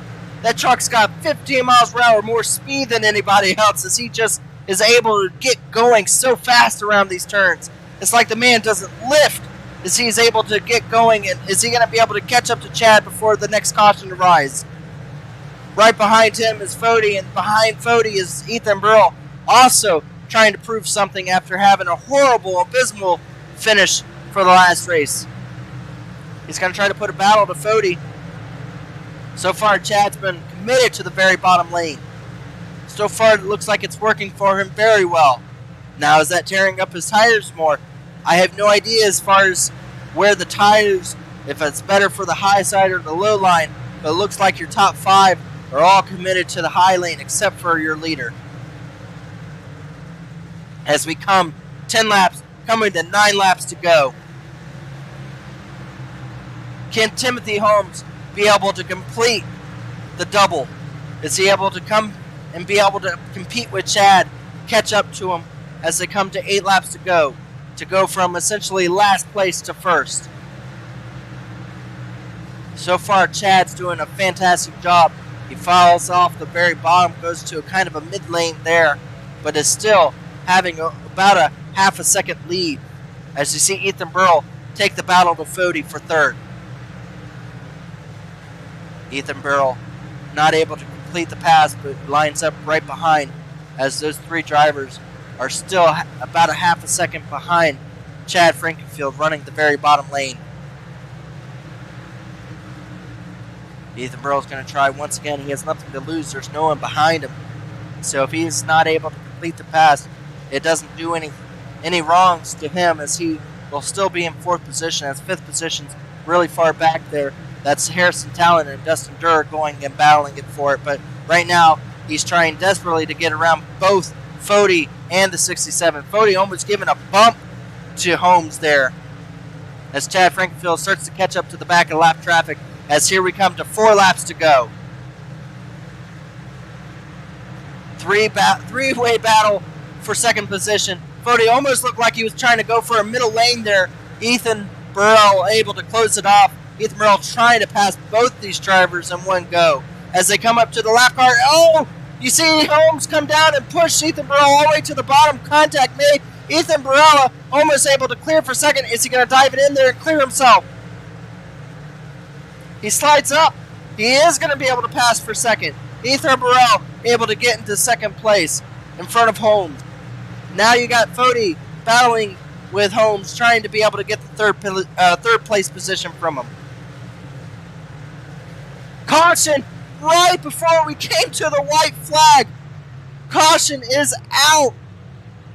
Inches before Chad crossed the white flag. As you see a car around in turn 2. Cody Harrington.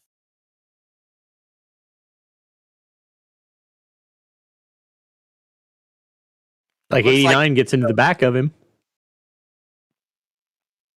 Oh, up into the stands. Our first flying vehicle of the night.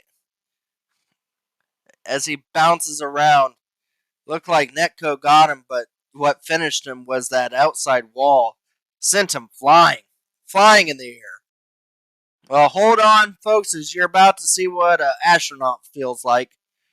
Or at least what it looks like. I don't think you would want to feel what this feels like. Wow! Ooh, wow.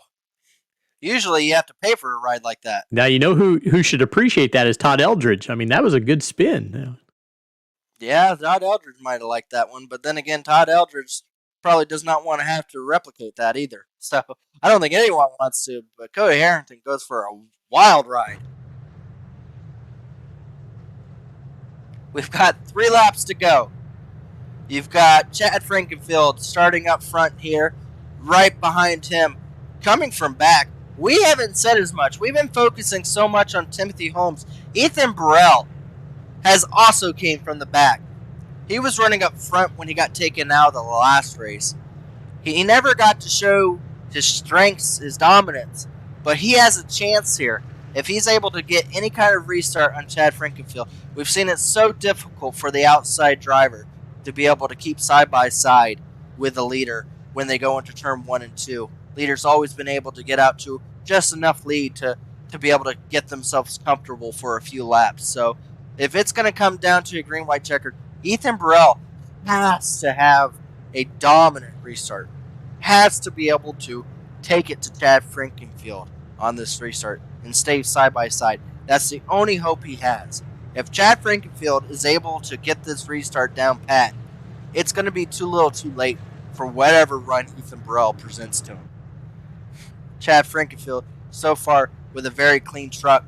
As you see, most of these trucks look like they've been to Bristol. That's kind of what you expect when you come here, is that you're going to have a few fenders that are going to be dented in. Ethan Burrell started back in 35th position, now finds himself in second. Is he going to have anything for Chad Frankenfield? We're going to have a choose cone. If Chad's going to take the bottom lane, Ethan Burrell to the outside, and it looks like, Holmes takes the inside as well, and Fody takes the outside. Now, where the choose came into an actual decision-making was, it looks like the 51 of Harrison Talon decides the outside. He was in 5th, so he actually chose a lane that he wasn't going to line up in. Oh, Valvans gets into the back of him. Valvans gets in the back of Levi there. Levi still finds himself in 7th, so he's still having a decent night.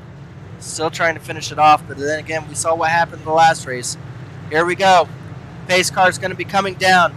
Chad Frankenfield is on the gas pedal. He gets just what he needs. He gets to about a 2-truck length lead. The 67, once again, doing a fantastic job, but is not going to be able to clear the 37. 37 makes a little bit of contact. He's going to go hard into turn 3 and 4. Going to try to run that outside lane. Is he going to have momentum? Is he going to be able to have anything for Chad Frankenfield? He's on his back bumper. Chad Frankenfield decides to take the low side. Ethan Burrell is going to have this chance only. 3 and 4. He's going to have to try to figure out a way to get around him. Chad Frankenfield takes the low lane. Is he going to be able to get to the side of him? No, Chad Frankenfield is going to finish it off and win in the second Bristol race. Ethan Burrell comes home second. oh so close to being able to get to the outside of Chad Frankenfield, but unfortunately, did not have enough time. Tyler Fody finds himself to round out in third place, and Timothy Holmes, we almost got to speak to him again. He's going to come home in fourth position, and is going to come home also your points leader for after these two races tonight. It's been a little bit since we've seen Chad Frankenfield win in the Truck Series. It's the first one of the season so far for Chad Frankenfield. Not running for points, but these victories, no matter what series you run in, are difficult to come by. Even so, in these Truck Series, as you get such a skew of different drivers that you never race against, like, say, Timothy Holmes and Levi coming back. So, any kind of victories you can pick up are ones to enjoy. Chad Frankenfield burns it down here tonight. So we get a rundown of our finishing order here. Eric, are you still with us, or are you dealing with the baby? I'm here. Alrighty. We're going to give us the rundown here, and Erica's going to name them out for you. Right, so in the second race tonight, we have Chad Frankenfield coming home with a victory, Ethan Birrell in second, Tyler Fody in third, Timmy Holmes fourth, Harrison Talon fifth, Dustin Dewar sixth, seventh, Levi Zielinski, Tyler Dixon in eighth, Alec Balvans in ninth, Robert Hill Jr. in 10th place, Jeff Sickles in 11th, Zach Evans in 12th, Kyle Walgren in 13th. In 14th, we have Sam Bootwell. Finishing 15th, Josh Freed. 16th, Chadwick Denton. Michael Hosick, 17th. Brandon Hughes, 18th. Ethan Stanley, 19th. 20th, Ray Bracey. 21st, we have Justin Munsell, followed by Vincent Isabella in 22nd. Scott Haney in 23rd. 24th place, we have Kendall Noah, Brent Jones in 25th, Cody Harrington 26th, Brody Moore 27th, Michael Goodman 28th, Scott Crump 29th, Joey Chapman 30th, Trey Holmes in the 31st place, Dylan Jones 32nd, Tom Bourne 33rd, Daniel Martinez 34th, Sean Ryan 35th, Cole Mickret 36th, and James Saul 37th. Well, there's your running order for tonight. We're going to give it over to Erica here once we bring up some of these drivers. Looks like we got our third place driver there of Tyler Fody. See if we can get him on up here tonight. Alrighty, Tyler Fody's here with us now. We'll give it over to Erica. All right, Tyler. Well, thank you for joining us, and congratulations on the third place finish. Can you tell us a little bit about how this race may have differed from the previous races and how you managed to get the third place finish? Yeah, well, God, it kind of sucks, to be honest. I thought we had the winning car there. Thought we were going to run at least top three in the first run, and got wrecked with Chad there, which I guess ended up being netcode. So that was awesome. And then this race drove all the way back up to the front pretty much just for another one of Chad incidents to give us some damage. And then the last 20 laps or so was down on power, so I couldn't really challenge with Chad there. So overall, I guess I'll take the third, considering everything that happened, but definitely could have got more, I think. You say a lot of contact with Chad. You do know what your back bumper says. So yeah, I don't know if I was kind of asking for it or what, but my God, I couldn't get away from him tonight. Whenever you invite that, you get you get what you call for it. Back bumper, if anyone was wondering, says what does it say, Fody? Oh man, it says bye Chad, I think, which I guess I was saying that tonight. So yeah. Unfortunately, sometimes you got to eat what you say. So. Good finish. Again, you're not running for points or anything. You're just out here trying to win, and it seems like that's more difficult than it actually has been proven to be. As you only have one win so far, and you've competed in almost every race. You said you were only going to do a couple of these, and we keep seeing you back out here. You must be having fun. Well, I was only going to be out here a few times until I saw Chad running every week, and I was like, well, I can't let him just steal all the wins and And here we are again with him winning. So I guess I'm gonna keep sticking around until we can beat him. Well, we're not disappointed with that. We enjoy having all the good competition up here. So far, I mean, you're seeing some of these new drivers that maybe you haven't seen before. What's the group of field here? As a previous champion, you raced with Elite a lot. What's the field looking like out here? Is there a lot of talented maybe drivers that you see moving up into the series later on through maybe the Xfinity and the Cup series? Yeah, I mean, there's a handful that I've seen so far that I've raced with. Timmy Holmes being one that seems to be really quick on the short tracks. Munsel's pretty good. Levi Zielinski, all those guys ring a bell that I've been running around the top 10 with throughout some of these races. So they'll probably be in the other series going forward.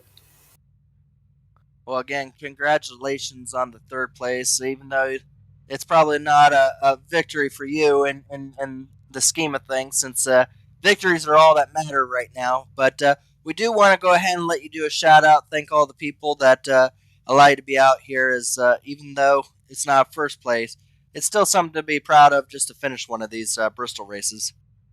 Yeah, well, shout out to you all for being in the booth tonight for the doubleheader. Sure, it'll be cool to watch back. I got to thank Vincent Isabella for running with me tonight.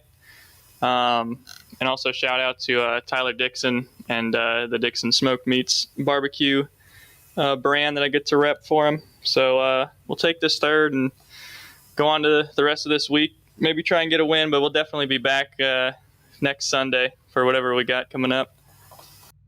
Well, again, once again, congratulations on third, and we look forward to you to come out maybe next week. It's New Hampshire. I think you do pretty decent at New Hampshire. I know you say you don't like flat tracks, but I think you do pretty decent. We'll see how you do at New Hampshire next week if you decide to show up. Yeah, we'll see. Well, that was your third place. So, Erica, before we bring in Ethan Burrell, just understand that Ethan Burrell, it's better to just downplay his achievements because he's got so many of them. So just so you know, oh, here he is, Ethan Burrell, our second place driver. I'll give it over to Erica as she introduces you. Ethan, thank you so much for joining us. I do want to congratulate you on the second place finish. So tell us a little bit about the rundown, how you approached the race. Oh, well, it was exciting. The first race did not go good. got junked up pretty early, but second race, starting in the back, was just trying to pick them off one by one, kind of take advantage of the choose cone, and I was rolling the bottom pretty good, so I was able to pick guys off here and there doing that. But just slowly but surely, I had good speed in the 37 Pro Edge Racing truck. Just had to make it count and stay out of trouble, and almost had a shot there at the end to try to steal it, but just didn't quite have enough there. You're making it sound like you came from 35th position. I don't know what the problem was with all that, Ethan. Good run. I wish you would have been able to just have one more lap, because I felt like you were oh so close. It looked like you had a desperation attempt out of turn 4. You tried so hard to get onto the outside, Chad, and just made contact with the outside wall. What was it going to take? It was so hard for these trucks on restarts to be able to stay up with the leader. It took a couple laps before they caught down to it. If you could replay it, if you could replay that last restart, what would have taken to beat Chad Frankenfield upside maybe turning him? Yeah, I think I was a little bit slow on the jump. I knew that he was gonna go early when the pace car pulled off, but he went right when the pace car ducked down, so he caught me off guard a little bit. So that could have helped. I think my only real shot is if I had stayed kind of next to him through 1 and 2, but and then on the last lap, I had a good run at him, and I knew he was going to cover the bottom, so I didn't want to try to dive under him, and because that probably would have just ended up sending him if that was the case. So I just tried to launch it on the outside, and obviously drove it way too hard, but I felt like if I could have at least been next to him off of 4, maybe could have done something. But otherwise, without timing the restart perfect, that was about all I could get. Now, you've been off and on running this series. Are you running for points? Is it just for victories as well?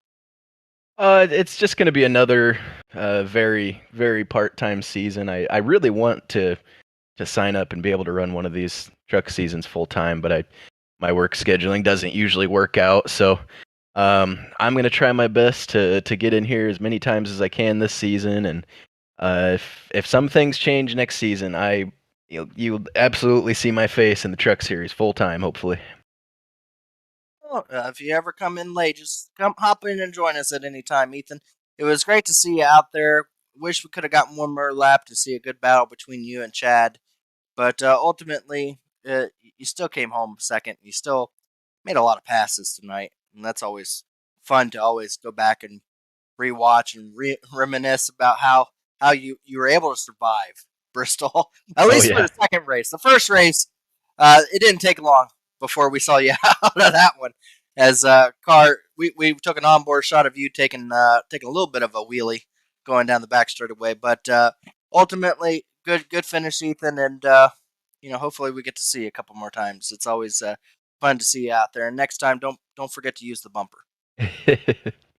That's right, yeah, and I'll just thank all the guys at the Pro Ed shop, Chad and the Ethan Reasoner, all the admins for putting this on. You guys for making this series so fun and exciting. You guys do a good job up here. Dixon's Barbecue for sponsoring the series, and Anthony Ludi at 213 Simware, and boy John at JD Designs for slapping together a truck scheme for me real quick. But yeah, thankfully tonight was special, and we got a chance to go out there and get a little redemption after the first one. So I'll walk away happy as could be with the P2. Well, again, good job, Ethan, and sure. If not with us, some broadcast groups will probably be talking to you, maybe even this week as we continue racing on through the week here in Elite. So good second place finish. Yeah, for sure, buddy. Thank you. That was your second place finisher. We're gonna bring Chad Frankenfield, our winner tonight, and I'll hand it back over to Erica here as she interviews our first time winner of this season so far, Chad Frankenfield. Erica. Thank you so much for joining us. And you stole a win this evening. How did you manage to fend off the rest of the field? Well, first I want to say thanks for joining the booth. I'm sure it helps Gerald out to have his wife in the booth with him. So I thank you for helping us out every Sunday. Certainly. It was an interesting race. I mean, I thought I was putting myself in a good position early on. I felt like I was running the middle groove there. I might have been able to get by Ethan Stanley.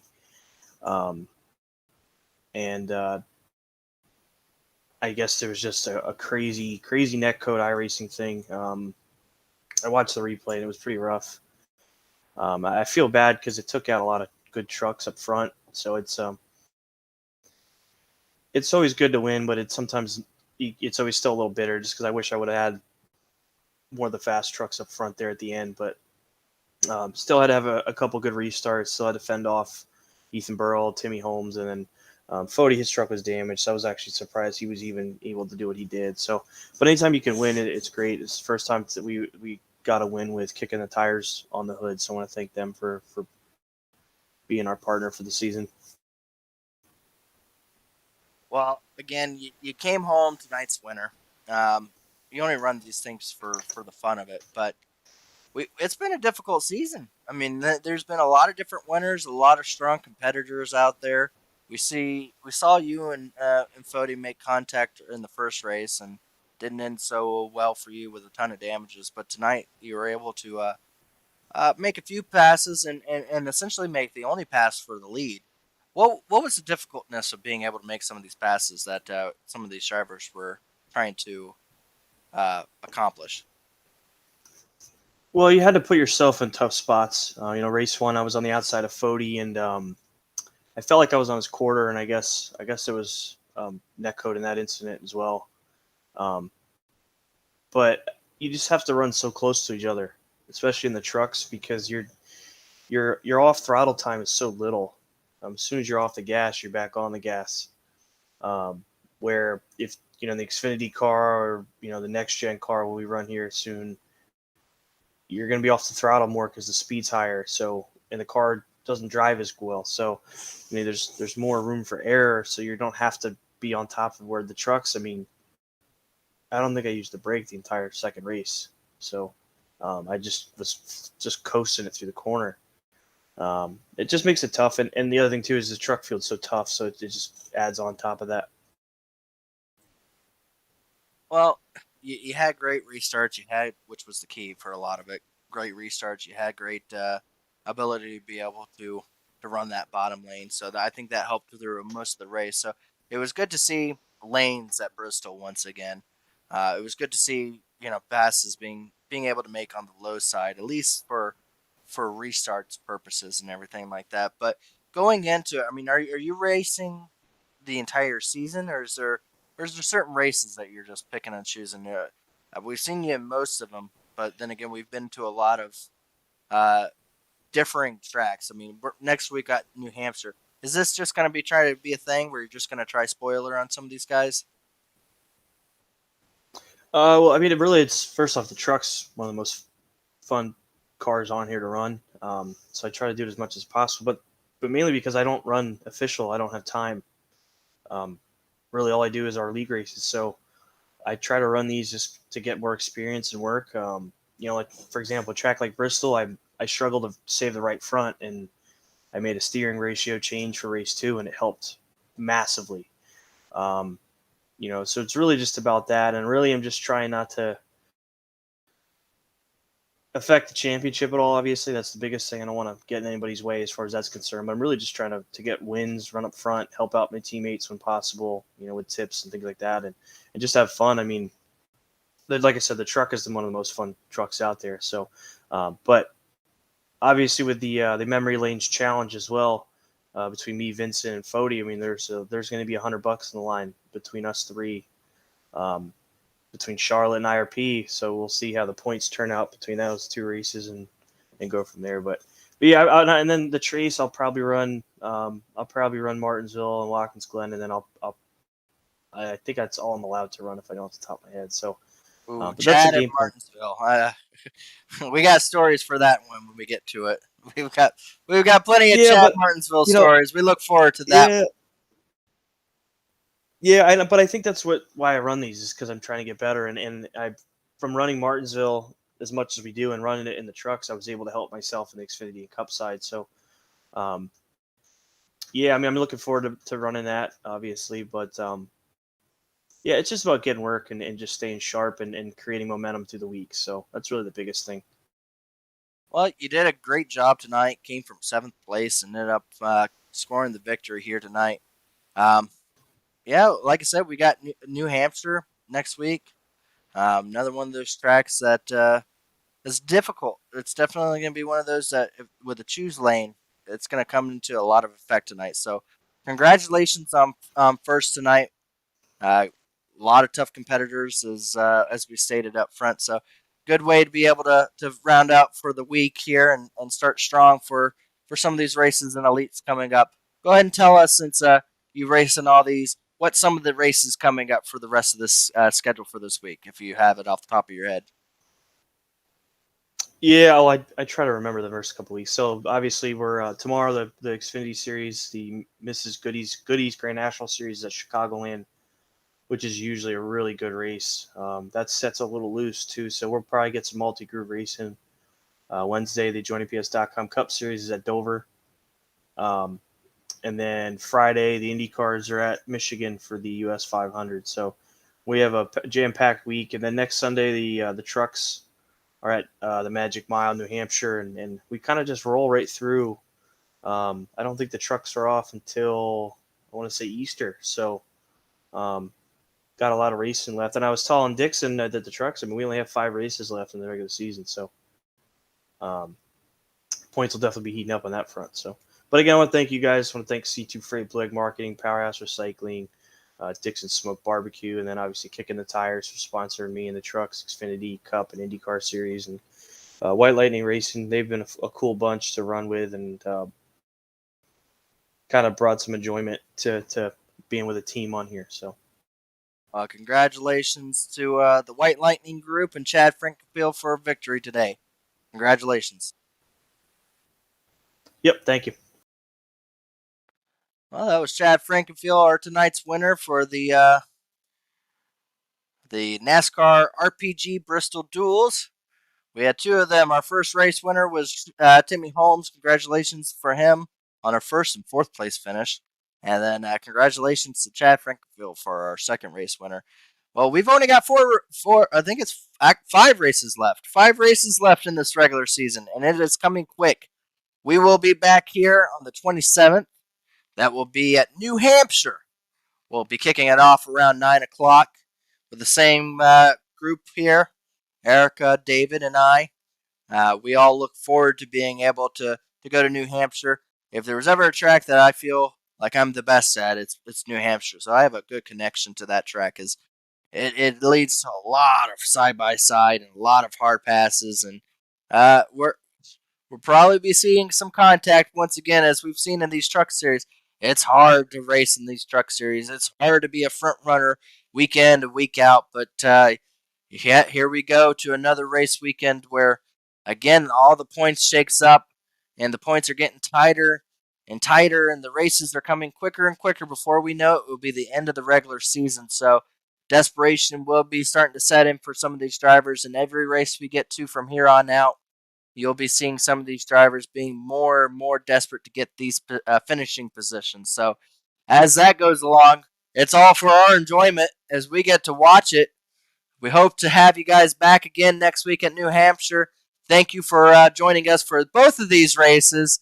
Thank you, David Huckleberry, for being with me. Thank you to my lovely wife, Dr. Erica Campbell, with her lovely voice doing a wonderful job. And hopefully we can be all stacked up and go again as we enjoy this truck series that the Elite Racing Network provides for us. Thank you once again, and have a wonderful night.